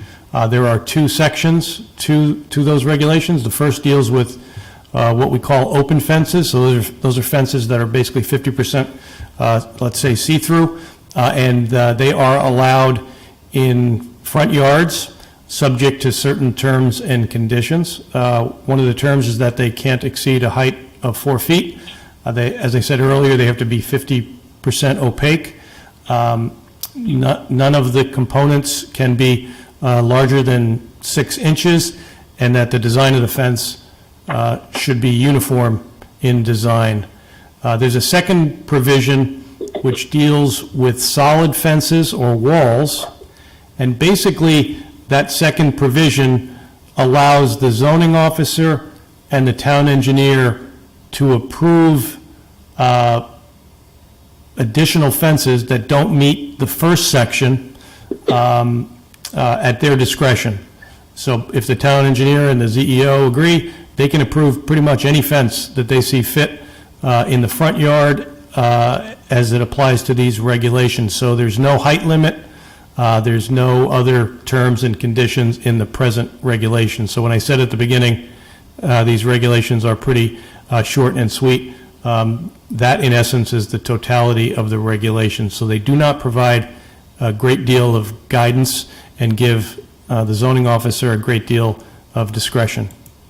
So there are a number of questions that we constantly have with those regulations. Once again, there's no criteria for the exemption in the front yard. There's no limitations on what that exemption can actually be. You know, it could be 8 feet, it could be 10 feet, it could be, you know, right up to the property line. There are no specific standards in our present regulations for fencing in the side yards or the rear yards. There are no maximum height restrictions. There's no clarification in the regulations that corner lots have 2 front yards. So the general public really has a hard time reading these regulations and understanding that. There's nothing in the regulations about making sure the fences aren't blocking sight lines at intersections and at driveways. We're not even sure if these regulations only apply to residential zones or do they even apply to business zones. So there's no clarification as well. We've just historically interpreted these as to only apply to residential zones and that there are no standards for business zones. There's nothing in the regulations that say if a permit is required, and there's nothing in the regulations that talk about the fact that certain fences, or all fences, if they're located or proposed in the historic district, require approval from the Historic District Commission.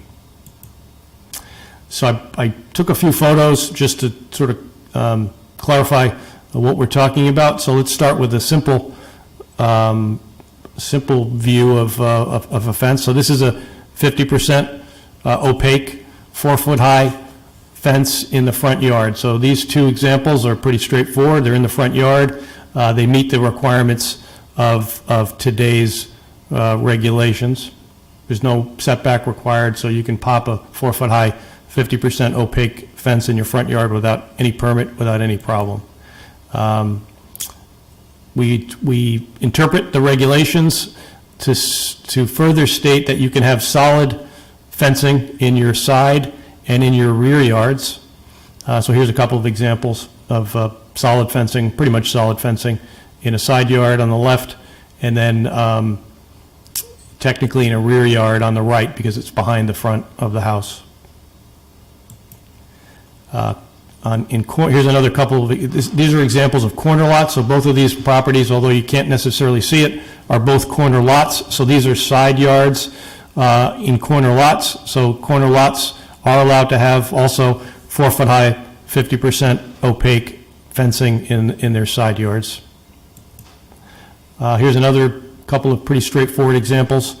One on the left, once again, is a front yard.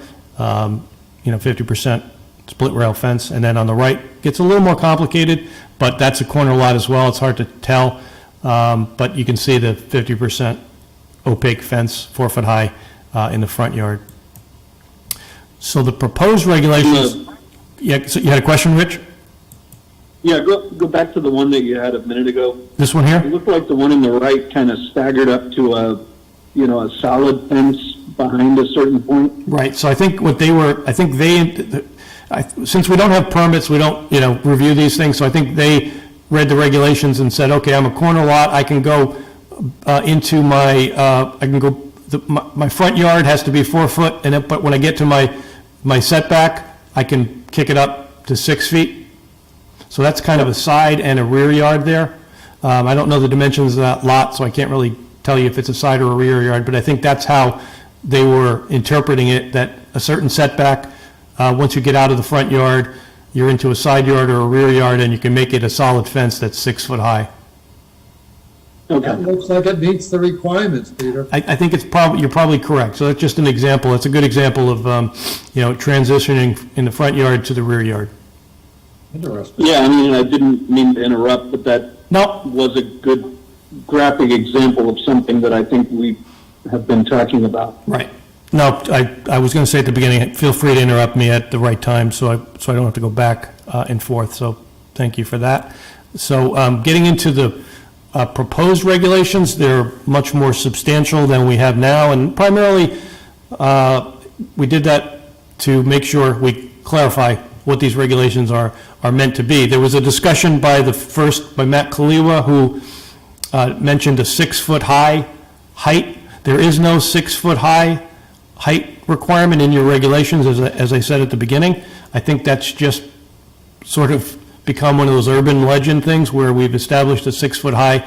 That may have come from the building code at one point, that anything over 6 feet required a building permit, so we advise people to keep it to 6 feet, but technically, you presently do not have a maximum fence height requirement in your zoning regulations. So we're trying to accomplish that as well with this. Peter, why did you go to 7 though? That's what I was going to ask the same thing. Why are you going to 7? The building code was revised recently so that the 7 foot, anything over 7 feet requires a building permit.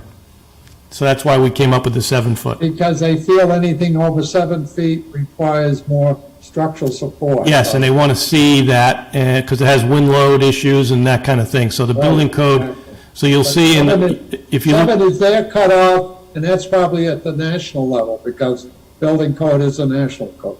Yes, so that's why we came up with that, that number. So we can certainly talk about that, but that was the logic used, so that, the public knows that anything over 7 feet is an unusual condition and needs to be reviewed by the building official. So the proposed regulations have 5 provisions. A are standards in residential areas. B are fencing in front yards. C is the requirements for rear and side yards. D are the corner lot situations. And then lastly, E are fencing in non-residential zones. We did not spend a lot of time establishing new standards for non-residential zones, so we may want to talk about that before we leave tonight. So in the residential. What do you mean by that E? We basically did not establish any special standards for residential zones, and I think we may. Does it usually? Some towns definitely do that, have a whole separate set of standards for multifamily properties and for commercial properties. So that's something we should make sure we talk about before we wrap this up, to see if you wanted to do that. Right now, it's pretty straightforward that we're basically just leaving it that fencing in non-residential zones is subject to the approval of the Planning and Zoning Commission, but I don't know that that's necessarily the right solution. So getting back to Section A, which is the residential standards, we're suggesting that we adopt a 7-foot max height for any sign, any fence, or anything over that requires a building permit from the building department. We've also established a criteria that no fencing shall obstruct adequate sight line at street intersections and at driveways. We're spelling out the fact that all fencing needs to be on the individual property owner's property and not project into the neighboring property. That's sort of a common sense thing, but sometimes you have to say these things. We're clarifying that there are no specific setback requirements for fencing. And then lastly, we're reminding people in the regulations that if they are in the historic district, they will need Historic District Commission approval. So in the front yard standards, we're basically keeping all of the existing standards that I mentioned before, which are that if it's in the front yard, it's got to be an open fence of 50%.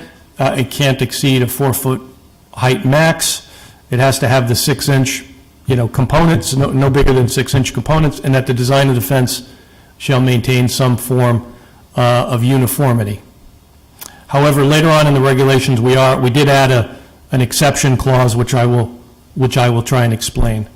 Then we established Section C, which are the rules for fences in rear and side yards. So we're clarifying that in rear and side yards, you can have a solid fence. That fence can be as high as 7 feet. And if you choose to go over 7 feet, you need to talk to the building department about what the design criteria would be for a taller fence. Wait a minute, have you talked to Steve and all that on this matter? Yes. As to how he feels?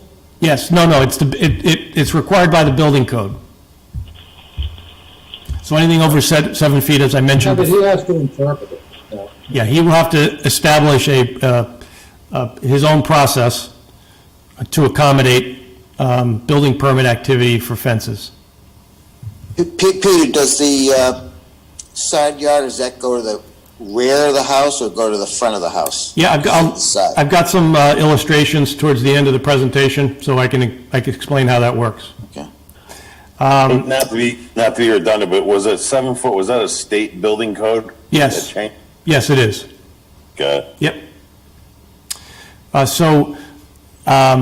Based on the zoning officer's recommendation, he has proposed that we provide an exception for front yard fencing, as long as the sightline criteria are met.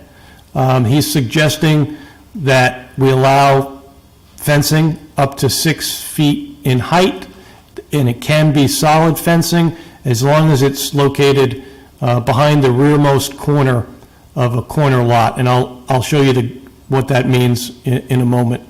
Also, we're adding some language, if there's an adjoining driveway right next to the property line, then that fence in the front yard has to be pushed back at least 10 feet, so that somebody pulling out of a driveway can be seen by pedestrians as well as by vehicular traffic, so that we're not creating That's this. an immediate adjoining driveway on your property next to. Next to the property, next door neighbor's property. Next door property. Yep.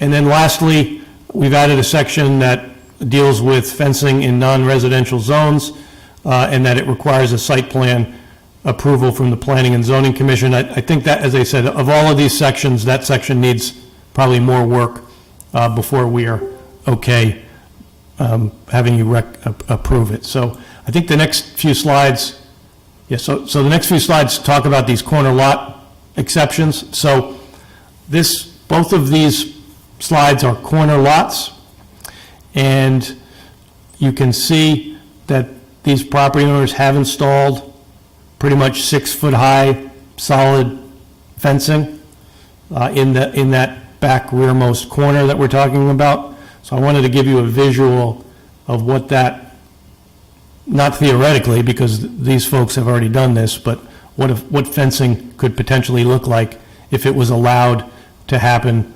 in that back corner.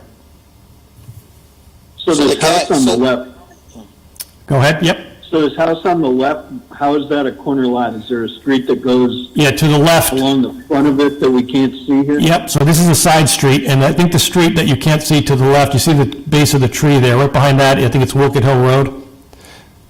So that's a corner. Okay. So the house faces Wilkett Hill Road, the secondary frontage is on this side street, and that rearmost corner that we talk about in the regulations is that little pocket area there.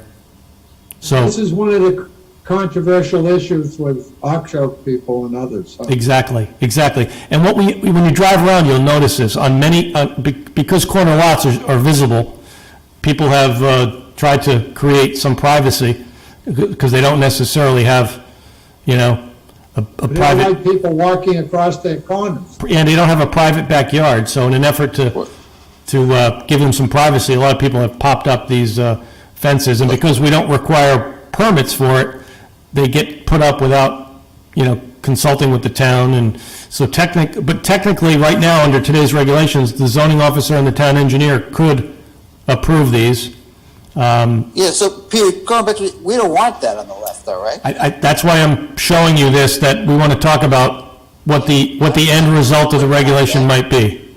Yeah, I mean, to me, a corner lot should be considered to have 2 front lots, 2 front yards. It does. Work that way. Yep. So let me see I got a couple more examples. So here's a couple more examples. So this one on the left is right up to the sidewalk. And technically, if we had the 10-foot, if we had the driveway provision, this would have to be pushed back at least 10 feet so that this neighboring driveway can be seen when they're backing out onto the sidewalk. And then this one on the right is kind of a hybrid, so it has a, 50% opaque fence in this front yard, but on this, I think that's Prospect maybe, there's a solid fence all the way down that side. So this is kind of an unusual hybrid. In the front, it's got the 50%. Maybe they read the regulations and thought, that's the way the regulations. So clearly the regulations need to be clarified in either, depending on whatever way you want to go. So you did receive a whole bunch of public comments. And I think even some of our staff had some comments about the regulations as drafted, needing some clarification. So in the existing regulations, they talk about fences and walls. So I think we need to add the language in there also about walls, because someone could put up a wall theoretically if it's not called a fence. So we need to maybe define those things so that wall and fence are used as the same terminology. We probably need to add some language in there for exemptions for, athletic fields, tennis courts, that kind of thing, because those fences tend to be higher even than 7 and 8 feet. So there might need to be a provision added for that. As I said earlier, we probably need some different regulations for properties in non-residential zones, commercial properties, multifamily properties. We need to, I think we need to think further about allowing solid fences in the front yards, as Dave Drake had mentioned. We should probably think about adding a total maximum. So if you're going over 7 feet, could you go to 10 feet, or should we have a 8-foot maximum height? So that's something we need to think about. Some regulations have exceptions for, ornamental gates and trellises in the front yard. I think our language does have that. So in the front yard, a lot of people have installed these ornamental trellises and things like that. So we might want to make some provisions for that. There's some language in there that refers to the town making these decisions. That language needs to be changed to the zoning enforcement officer, not just the town. The town is too general a term. And then there's some other specific things that we're probably going to recommend. There's some redundancy, and there's some language about, the front yard exceptions that we need to probably talk about when we go through these line by line. So I said at the beginning, I wanted to explain to you how our present regulations apply to corner lots. So this is a property at the corner, I think it's Broad and Garden. So corner lots do have 2 front yards, but we define front yards and rear yards in a certain way. We define a rear yard as being the yard opposite the front yard that has the smallest amount of frontage. So in this case, this side on Garden Street is the smallest amount of frontage, so the rear yard becomes the opposite of that. And then you do have one side yard, which is this side yard here between these 2 properties, by the definition of your regulations. So on the right, the crosshatched area becomes the front yard area for this particular lot, just to put it in context. And that's important because when you take a look at the language for the exemption that's in the proposed regulations, this little corner area that's also crosshatched becomes that area where the zoning officer could allow a 6-foot high solid fence so that this property has a little bit of privacy in their backyard. Normally, the higher fence would start along this line, but with that language being proposed, it would allow a fence of 6-foot height in this corner area. Now, this driveway next door and its location would probably require that this be pushed back 10 feet so that you at least, but at the end of the day, in this particular case, probably not the best example we could have picked, but the fence, the projection into the front yard would be a much smaller area, and it would be up. So Pete, why are we doing this? Well, we've had a lot of requests for it through the zoning officer's office recently. So he's been asked to try and provide, but technically, right now, he could do this under the present regulations without anyone's say over it. So, I don't know if you, in my opinion, that little hatch black thing you did on the corner, I wouldn't want to allow that. I mean, the guy moves into the corner lot, he's got 2 front lots, and he shouldn't have moved there. You got 2 front lawns, you shouldn't move there. That's not where you want to live then. I mean, that's, yeah. I don't know. So myself, I'd vote no on. Right Yep. now, we're doing what you're doing. okay, well, that's why we've highlighted it for discussion purposes so that we can talk about that. But I want to make sure you understand that as proposed, that's the kind of thing that would be allowed, and it would be allowed by, automatically, as of right. You wouldn't need a permit. You would have to talk to the zoning officer, and get his, blessing, but, it would be allowed under the Do proposed people language. put fences up? I know they do, without going into the town for a zoning permit. Yes, they do. So I've mentioned to you before, the last thing I want our zoning officer to be doing is pretty much issuing fence permits, 100% of his time, because there's so many fences that go up all the time that he would be overwhelmed. And if we had that on the books and somebody put up a fence without a permit, he'd then be enforcing the fact that they didn't get a permit. So there's no easy solution to this, but at least we need our regulations to be clear on what you want in your regulations, and then if somebody does install a fence in violation of it, then they would have to go through the normal enforcement. So I think in addition to adopting the regulations, we would try and establish some sort of public education program to make sure the residents of the community know that we've got these new regulations and how they apply in individual cases. We would also probably reach out to the fence community, landscape community, and let them know that Weathersfield has these new regulations, so that if somebody does contract with a fence contractor, at least they've been educated as to what our regulations are and how they apply in individual cases. So, Peter, I admire your guts taking on this challenge of the fence regulation. I really do. And, well, thank you, George. it's long overdue. I didn't realize it was as bad as they. So really, my takeaway from you is right now our regulations are so sparse, and they give the zoning officer this authority that that needs to be clarified. So there's definitely some need to change your regulations. I don't think right now the proposed amendments are anywhere near approvable. They need some work. I'm willing to go and tweak them and revise them again, but I would like some direction from you tonight about this exception provision, so that I have some direction when I come back with a further revisions to this, so that I know what the general consensus is from the commission. So I come back with language that everybody can live with.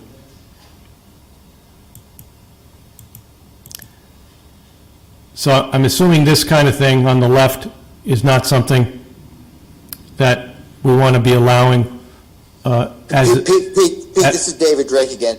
For my opinion, everything you have is okay, other than I don't see any reason to go over 6 feet. I don't see any reason to go over 6 feet. And I think a corner lot has 2 front yards, and the rules should be applied to 2 front yards. Other than that, I think everything else is, for me, seems okay. Seems okay. Yeah, it's me, Hazim. I would also agree with David, especially on the photos the slide that you're up on now. Someone walking down the sidewalk and someone backing up, it causes a hazard. And especially kids, I believe that's on Prospect near Mill Woods. Yep. There's a lot of kids all the time, and if, on bicycles and all that, and if someone's backing up, it blocks the view. So I would agree with David, not in support of a 6-foot fence in a front yard. And Peter, no bushes on corners. You brought that up in here somewhere. And I Yeah, so one other thing that we did find out is that I thought we had an ordinance that regulated the planting of, hedges and other landscape. Too, and it was enforced until 20 years ago. Checking with the town engineer, he could not find anything on the town books about that. So that's something to also think about, whether it should be in the zoning regulations or whether it should be in a separate town ordinance. I'm not sure, but he did let me know that he could not find anything that would allow, but I know it's come up in the past, so maybe he missed it, maybe it needs a little more research, but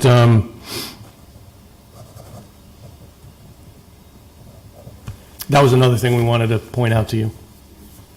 Yeah, I mean, there are some hedges that serve the same purpose as a 10-foot high fence along, Yes. Yes. corner lots that make for dangerous situations. Right. I guess if we can go back to what was it, Garden and Broad? The graphic. The one with the black crosshatched area. Whoops. Yeah, that one. Okay, that one. One more. No, I mean, either one of those is fine. I guess, just personally, the areas that I thought would be appropriate for a 6-foot high fence would be, kind of starting, if there was a clock, I guess about 10 o'clock and going around to 2 o'clock, from the front corner of the house there, up, and then along the back down to sort of parallel to the side of the house. Yes, there. Yep. And then down to the house, as opposed to in that black crosshatched area, because, then that was what I somehow had in my mind when you were talking about the rearmost corner. Yep. Was thinking basically the back farthest away from where the two roads converge, as opposed to picking one of the front yard rear corners. Right. As far as those being places that I think would be appropriate for a 6-foot high fence, and then, the 4-foot high ones are negotiable beyond that as long as they don't come out, forward of the travel areas. Yep, and that area that you mentioned would be okay with a 6-foot high fence all the way around, under the proposed regulations. So that would certainly work, as you described it. But where we use the term rearmost corner, that language needs to be revised, because it's even unclear to us how you would define that. So we have to define that a little better. Didn't that cause the big controversy over on Oxio?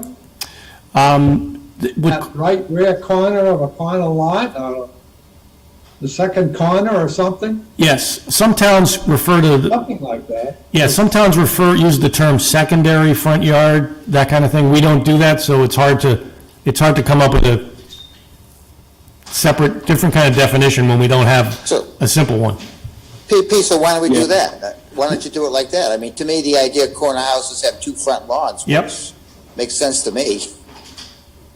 Okay, that's an option. I would have to change some other definitions, but that's a way to go as well.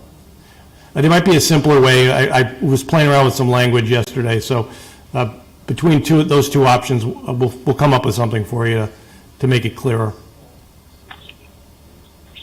But I'm getting the sense from you guys that this little cross-hatched area is not an area that we want to be encouraging people to put additional fencing in, solid fencing in. Not a solid 6-foot high fence anyway. Okay. Yeah, Peter, this is Tom Deane calling. I think this is a big improvement over the current regulations, and I commend staff for its work on this. My chief concerns have been in terms of tightening up the terminology, which appears like you're moving in that direction.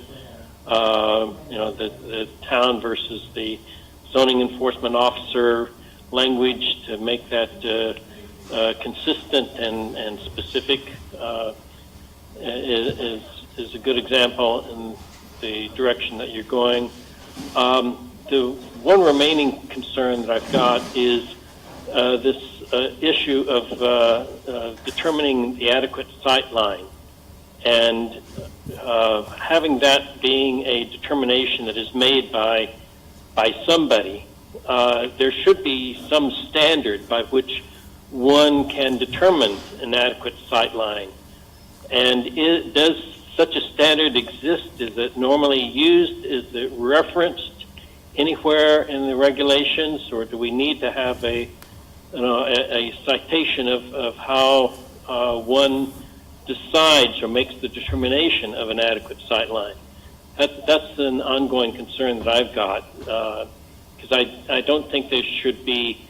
I think it's unfair to the zoning enforcement officer as well as to the public at large to have that determination be something that is made by an official at that official's whim. There should be some standard by which that determination is made. That's probably my chief concern as things stand right now.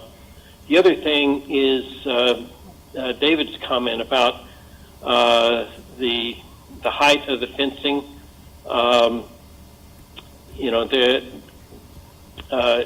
David sees that or feels that there should be an absolute prohibition against any fences that are higher than 6 feet. I tend to think there may be some circumstances where it might be reasonable for a property owner to want to have a fence that is higher than 6 feet, but that should be pretty strictly regulated and probably made a matter of a public hearing via a special use permit process.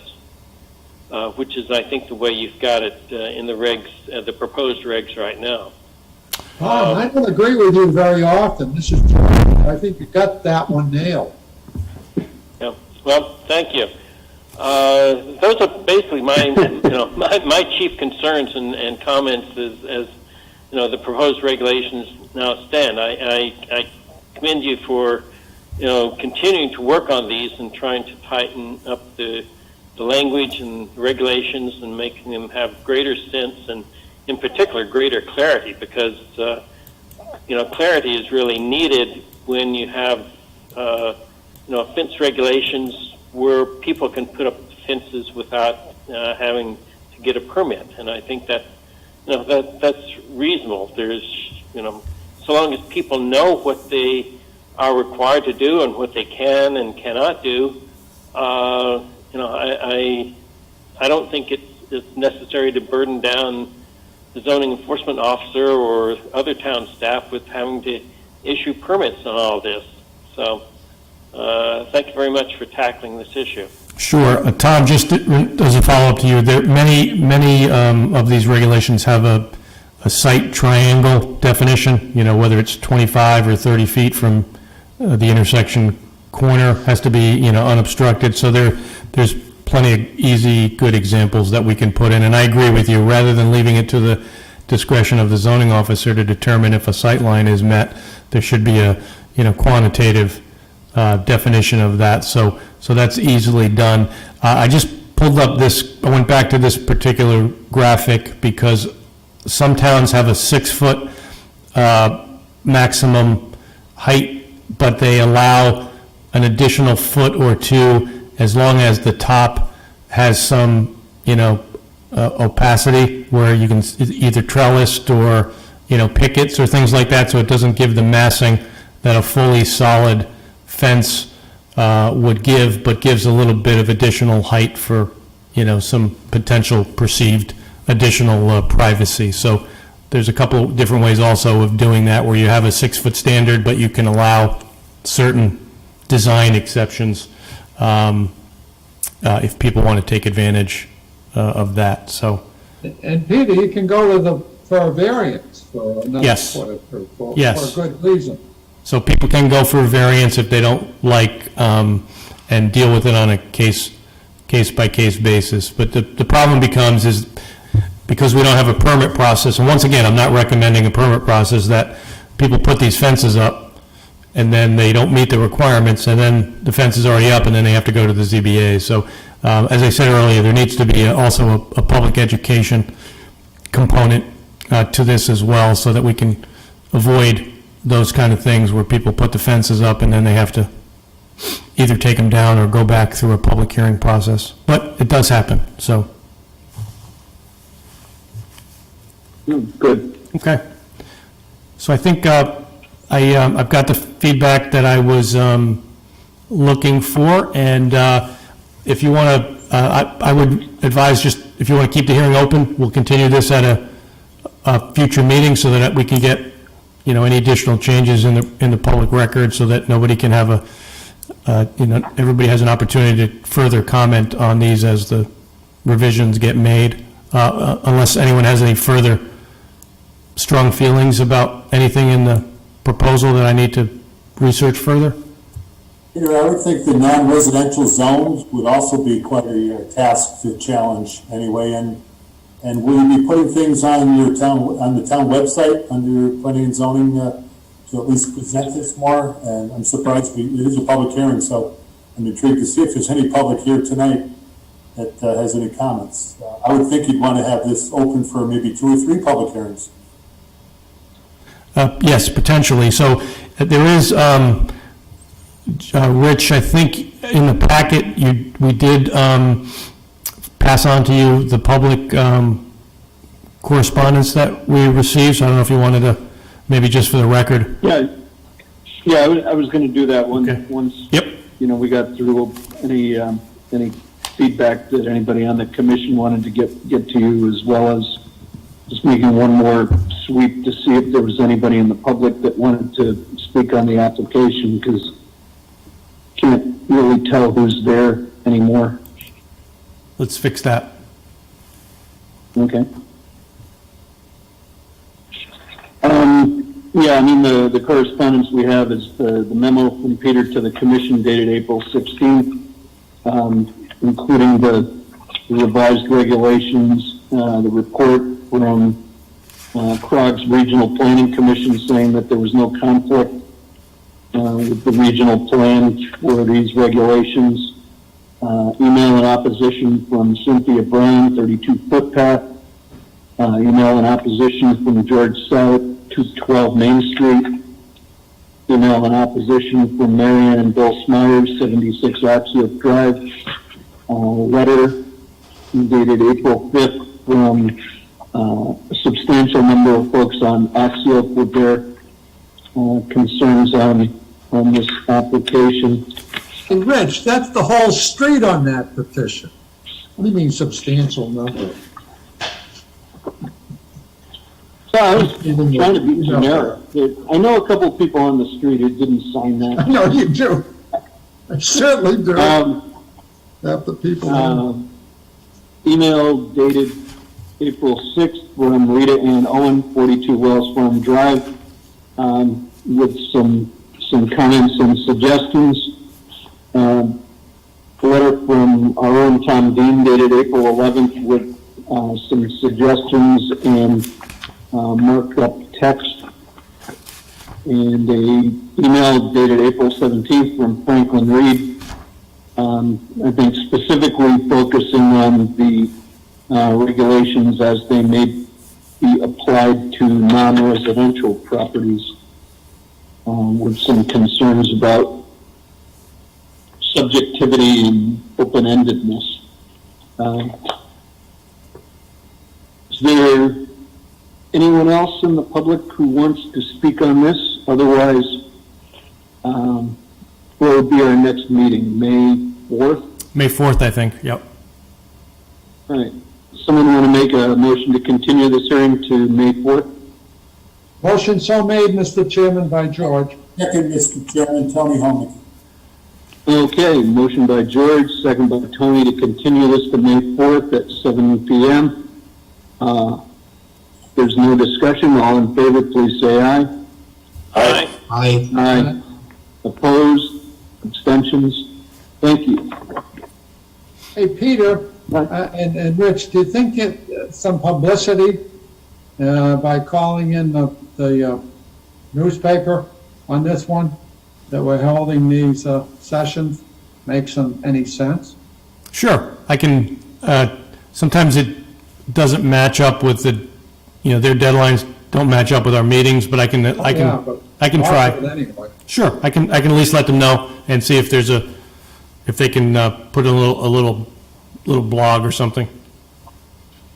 You think? Yeah, I mean, if not, maybe we can get a sound truck to drive around the neighborhoods and let people know. Yeah, sure. Okay.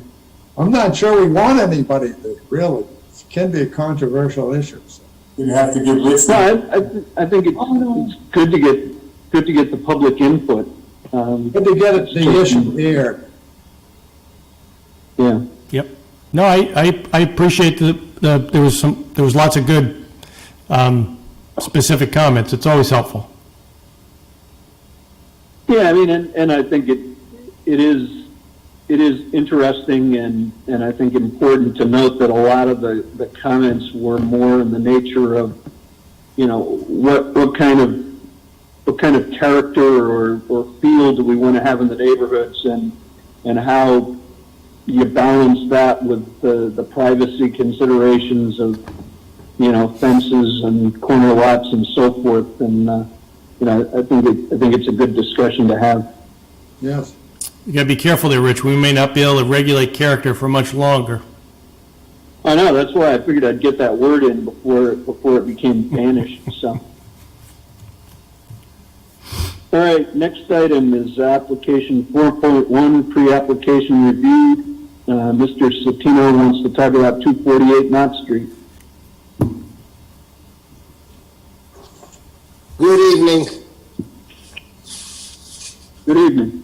First, I have to say thank you very much for your service, because this must be a labor of love for you.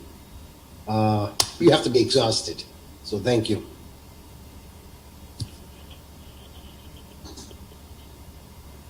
Can you hear me? Yes. Yeah. No, we love it. All right, you have to? For labor. So should I start? Yes, go right ahead. Right ahead. Yes, please. Frank, you never did get around to sending me any? I was away and I didn't have the ability, Peter, while I was away. Okay, if I can let you share the screen, if you have something on your computer and you want to share it, but that's just. I don't. Okay, that's fine. No, I don't. So I can describe what I've done to the drawing that you have. Sure. I simply split it, I believe. I give you drawing showing one building, and I simply split it 3 and 3, because one of the members, I don't recall the name, had mentioned the possibility of doing 2 structures instead of 1 structure. So do they have the drawing there for the 6 feet or the 6 units? I'm not sure I do. Frank, let me see what I can pull up real quickly here. 1 second. Let me just Yeah, maybe you can just draw one and hold it up to your camera so that we can see it. Actually, Frank, I'm at I'm in the council chambers. I don't have access to all of my emails, so I probably won't be able to do that. So, so I was hoping I was going to be able to share the screen with you. Do you have any of that on your computer, or if I let you share the screen, you can pull it up? Yeah, give me 1 second. Sure. Let me see if I have it here. Bear with me a second here. I'm not as computer savvy as you guys are, but we'll get there in a minute.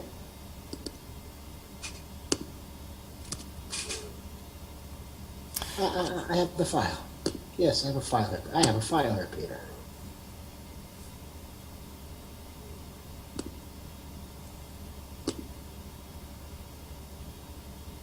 Where did I put this file? I have.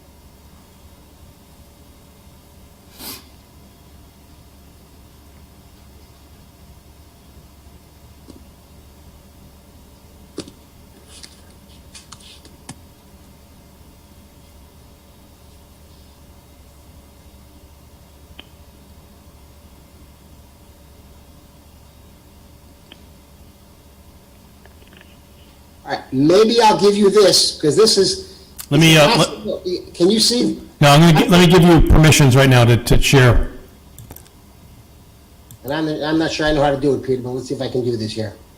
Yeah, you're a co-host now, so if you open up whatever that document is, it might ask you to share the screen, but you should be able to do it.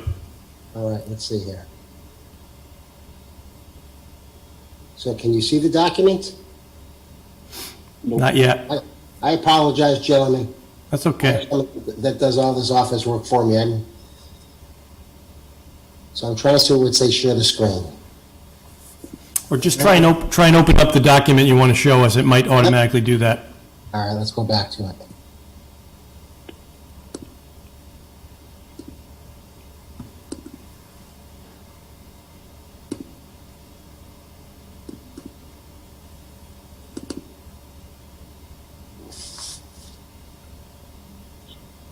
Hang on. That's not it. And I don't want to impose upon you from my inability to be prepared for this, because I should have been. All right, there's the document. And you can't see it, correct? Not yet. All right. What if I send it to you, Peter? Can you access it that way? No, because I'm not at my computer. I'm at the All right. at the town central command. central. Yeah. As you can see in the background, central command. I was going to ask if you had your basement finished off to look like the town, because There you go. it's pretty cool. All right. Frank, can you just give us a brief overview? Yes, I will. So, and if we have to go back again on May 4th, we'll do that again, because it's a late night and it's not fair to do this to you. But I'll give you a brief overview. I purchased the land on 248 Knott Street. If I'm correct, I have the ability to build 2 families, 2 single families. What I'd like to do is put up a townhouse-style complex instead of the 2 and 2. And I had some feedback, and Peter mentioned that the 2 and 2, 2 twos and 2 singles may be a little congested for the site. Although if I'm correct, they meet all current zoning requirements. I'd like to do the townhouses, and I'll explain the pros and the cons. If I do the 2 families and the 2 single families, I have 20 bedrooms in total. If I do the 6 townhouses, I only have 12 bedrooms. If I do the 2 and 2, I take up 4,700 square foot footprint. If I do the townhouses, my footprint is 4,300. And then I want to retain these. This is part of my retirement portfolio. I'm going to keep these. The clientele that I attract with a 2-bedroom, legally I can't say no children. If I have a 3-bedroom, I'm almost certainly going to have to entertain children. I have 5 grandchildren. If I told you what they did to my brand new dining room set, you'll understand why I say I'd like to go to the older clientele, or what we'll call the yuppies. And I think I'll have that with the townhouses. So again, I apologize for not having the drawing for the 6 units in there, but basically that's what I wanted to do.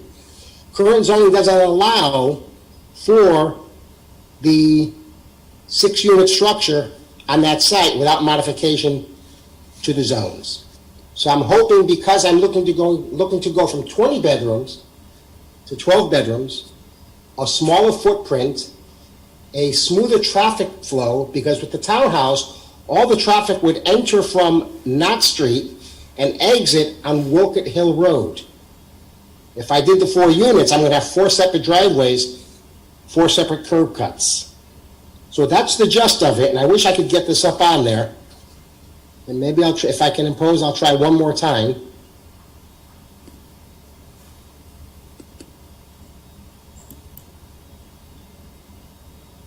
And I apologize, I just don't know how to do it, so I can't. On the Zoom screen, Yeah. on the Zoom screen, if you hit share screen down on the middle, bottom middle, Okay, let's get back to Zoom over here. it should say share screen. It's a green highlighted button. Should jump out at you. Ah, there's share screen, okay. And you select the screen you want to share. All right, I'm gonna go open it up again, gentlemen. Well, I think you have to save the document to your Yeah. desktop that you Yeah. want to share. Yeah, I'm gonna do it right now. Give me a second here. Bear with me. So you guys, I'm just a builder. 1 second here.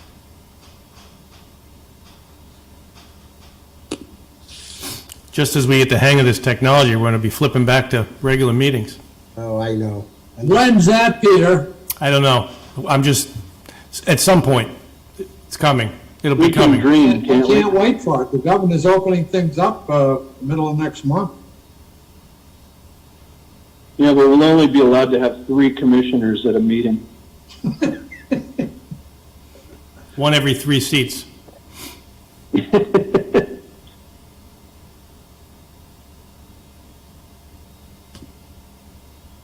Okay. Save to my desktop.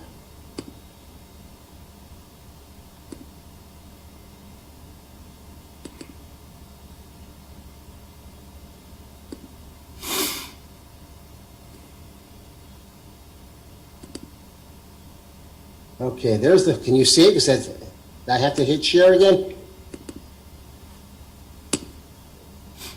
Let's see if it shows up. You have dial-up? No. Let's see. Share. Oh, here we go. Hey, there we go. Son of a gun, I learned something new. What do I owe you? All right.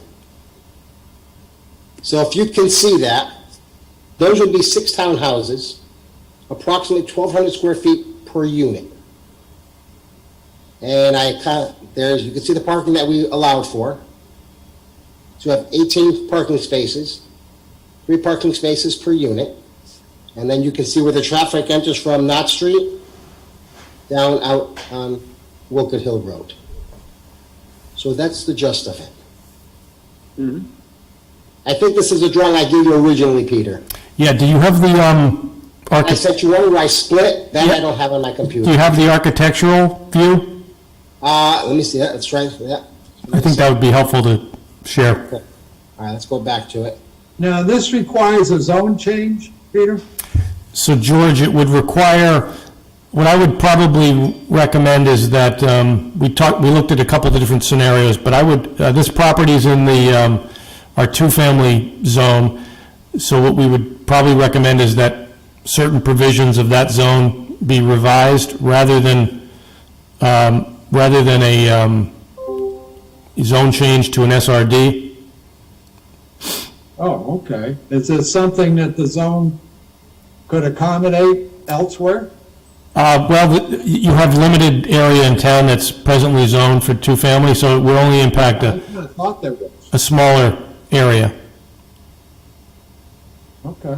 Yeah, now it's coming back to me that, something maybe in the C zone where the lot was X size, we could do something because the C zone is very limited. Yeah, so if we did you would have to have a certain size lot, which would, there aren't a lot of, this lot is almost a full acre. I wouldn't say an acre, but, maybe a minimum 60,000 or 75,000 square feet, and then, only those lots could qualify, and you keep the same density as the underlying, so, so I think there's ways of crafting a regulation that would allow this, certainly on this lot, but maybe in only 1 or 2 others in that zone, so it wouldn't have widespread impacts and would create some alternative housing scenarios for people.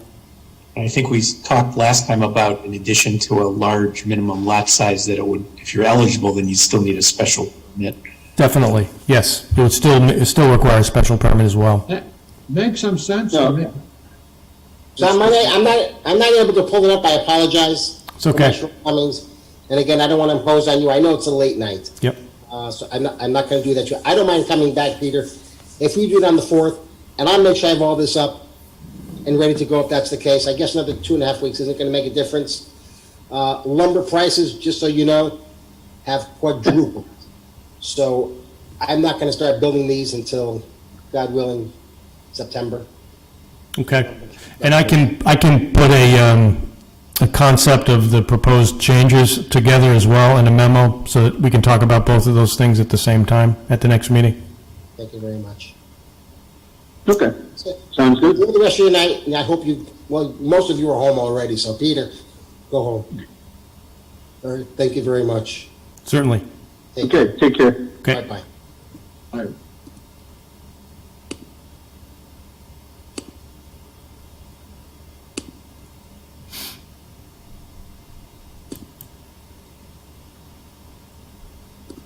You just want us to look at your grandchildren. Yeah. Yeah, they're cute. And there's a lot of them. All right, take care. Bye-bye. All right, have a good evening. You too. All right, next item is 4.2, pre-application review, Anthony Angelillo, Micropigmentation Academy, 512 Silas Deane Highway. I don't know if anybody's here for that, but looks like they want to move from 350 to 512. Where's that, the place that used to be the bait store across from Town Hall? Yeah, it used to be the outfitter, the outdoor. Yep. Before that, it was a car parts, auto supply. Okay. Is someone with us? I don't think so.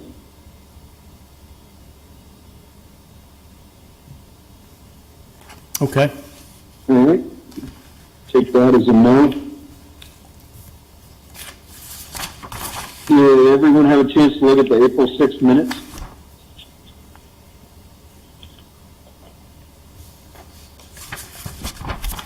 Set.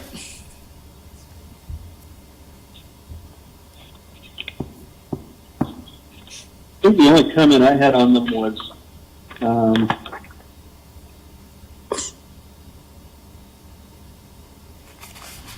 the comment in number 7 where George was talking about the fence regulations. I don't want to speak for George, but I think he was not concerned with the lack of public participation, but as much as with the critical nature of the public participation on those regulations. But we have dealt with that tonight. Does somebody want to make a motion to approve the minutes? For just a moment, clarification, if I could. Sure. Tom Dean, since I was at the meeting, but I was unable to vote for any of the items because I was placed on mute for the entire portion of the meeting, I wasn't really able to vote on any of the items that the commission acted upon. So I wonder if in all the votes I should be more or less recorded as being abstaining, or since I didn't really object to the decisions of the commission on any of the items that it voted on, whether it's okay for me to remain as a positive vote on that. I'm just not sure as to the proper procedure for that situation. Yeah, I mean, Rich, at the beginning of the minutes. Either. I mean, we probably technically should have done roll call votes, but we would be here until midnight. Right. If you're okay being a positive vote on all of them, I think we probably can stick with that, because I had tried to identify and rotate through the alternates to have them abstain, just so that we would end up with only 9 people voting on anything, under the mistaken assumption that you were with us. I'd probably just go with that at this point. I was with you, but more as a ghost than anything. Well, I'm glad that situation didn't arise again this week, so. Me too. Thank you. Mr. Chairman, it's me, Hazim. Quick question. Not sure if it really matters, but on page 161, my last name was spelled incorrectly. Not sure if that matters, but. What page is that? 161 of the PDF file that you sent. Oh. Yeah, I don't have it that way. The page, the minutes, do you remember what the bottom of the page of the minutes were? 12. 12? Yeah. Okay. Not sure if it matters, but I figured I should point it out. Yep. No, I think out of respect, we should spell your name correctly.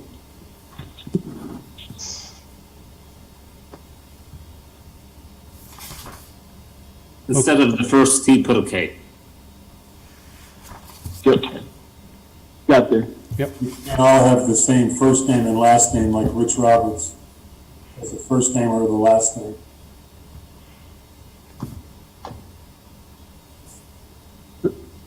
With corrections, Mr. Chairman, I'll make a motion to approve the minutes. Okay. Is there a second? Come on, Dave Drake, second it. I was unmuting, sorry. I'll second it. Sorry, I tried to hit my button. I just want to make sure you get in the minutes here, Dave. You've been sitting through this for almost 3 hours. You need to be in the minutes. All right, motion by Tony, second by Dave Dave Drake to approve the minutes. All in favor, say aye. Aye. Aye. Aye. Opposed? Abstentions? Abstain. Okay. Joe abstains. Staff reports. Just trying to think of, you've seen that Popeyes is now under construction, as well as the bank across from the Borden. Let's see, what other progress is being made. The permit has been applied for 1912 Berlin Turnpike, which is the tile showroom. That's taken a long time to get to this point. They were hung up with the MDC for a long time, so they do have a building permit pending, so that's good to see that underway.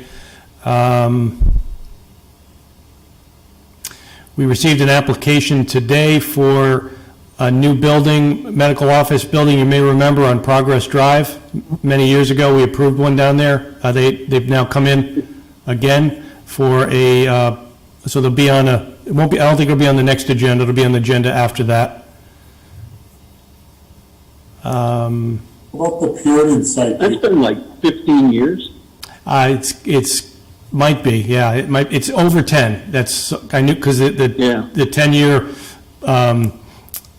rule statute went past, and they were going to try and build the old building, so they have to come back in for that.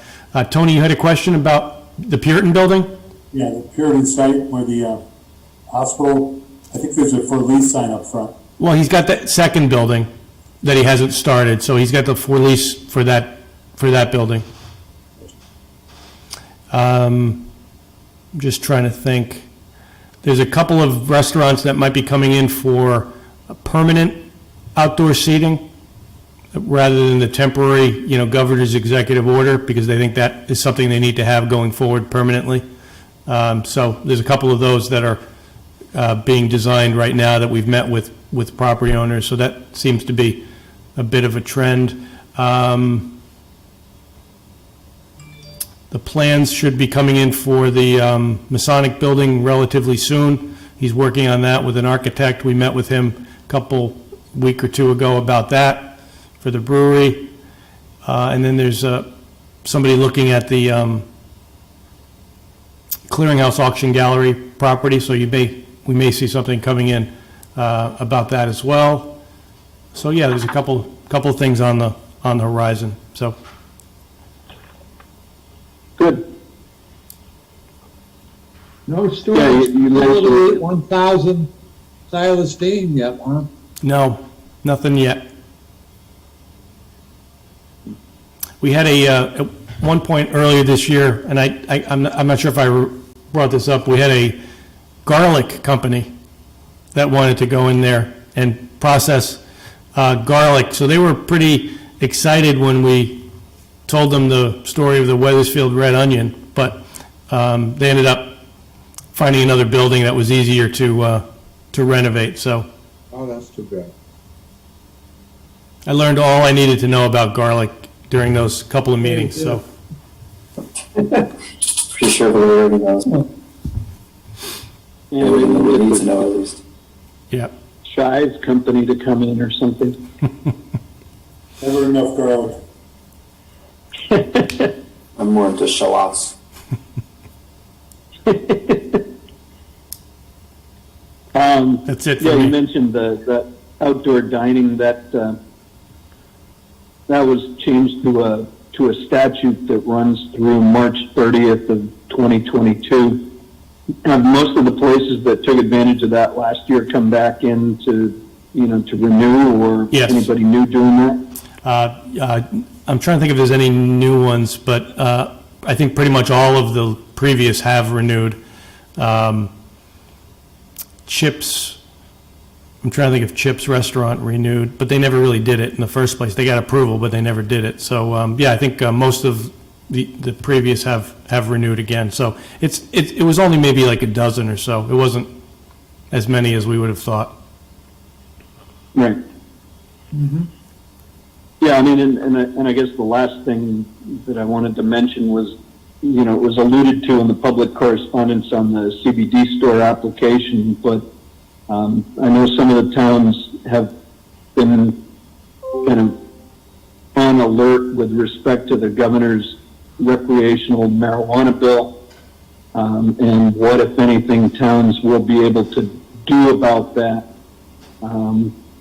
If it were to pass and be enacted into law. And it sounds like the three options are, to prohibit dispensaries, to regulate dispensaries, and then to, just kind of otherwise leave it to the state to figure out whether you're going to, have one or not. So I think it'd probably be good for us to sort of monitor that so that we don't end up having something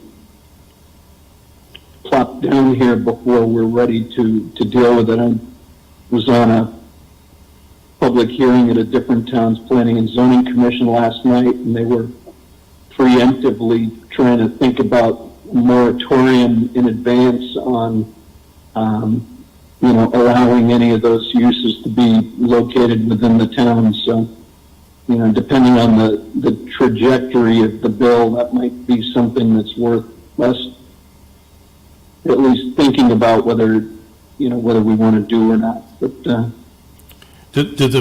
any of the bills contain, land use provisions that, would apply to the communities in terms of, limiting or specifying how we can regulate them? yeah, I mean, I don't remember the specifics of the governor's bill, or at least the version that I had seen. It had kind of an odd provision that the zoning regulations could prohibit it, but those regulations had to be adopted or approved by the town's legislative body. So we could put it in the zoning regulations, but the town council would have the final say on whether or not it actually would be prohibited. And there were, at least in the initial draft, there were kind of two alternative regulatory systems that, that towns could adopt. But frankly, I don't know whether there's been substitute language or further tweaking on that is worth looking at. But, yeah, I'll see what I can find. I know that there probably hasn't been much of anything on either the planners or the municipal attorney's listserv. Everybody's still waiting, trying to get over the hangover of having the executive orders extended 2 hours before they expire, and try to figure out what rules we're playing with at any given day. It's been a debacle. Yeah. Okay, so we'll have to keep our eyes out for that. Yeah, if you hear anything, just, let us know, and we'll, because right now, we're specific to medical marijuana, so if people who have called, I've basically told them we do not have provisions that would allow it, because our existing regulations are so specific. Right. Yep. Yeah, I mean, I guess my concern would be if whatever the legislature passes just essentially says you treat it the same way you do any other kind of retail. Right. You know, that would be the kind of the worst case scenario. And funny you bring it up because today's 420. So.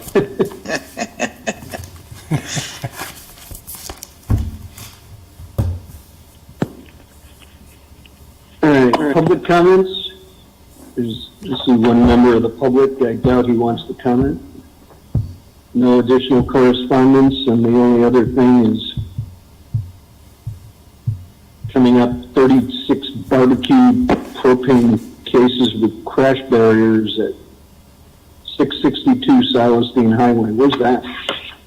That's the former, it's now a discount. Sam's, it used to be the former DeWalt. Oh, all right. Yep. So given the light agenda, I will try and get these fence regulations back on the agenda since we'll have time before things pick up again. So I'll see what I can do to get something back to you guys for that meeting. Okay, sounds good. Does anyone have anything else they'd like to discuss before we adjourn tonight? No. Motion to adjourn, Mr. Chairman. Second. All right, motion by George, second by Joe. All in favor, please say aye. Aye. Aye. Aye. Opposed? Abstentions? All right,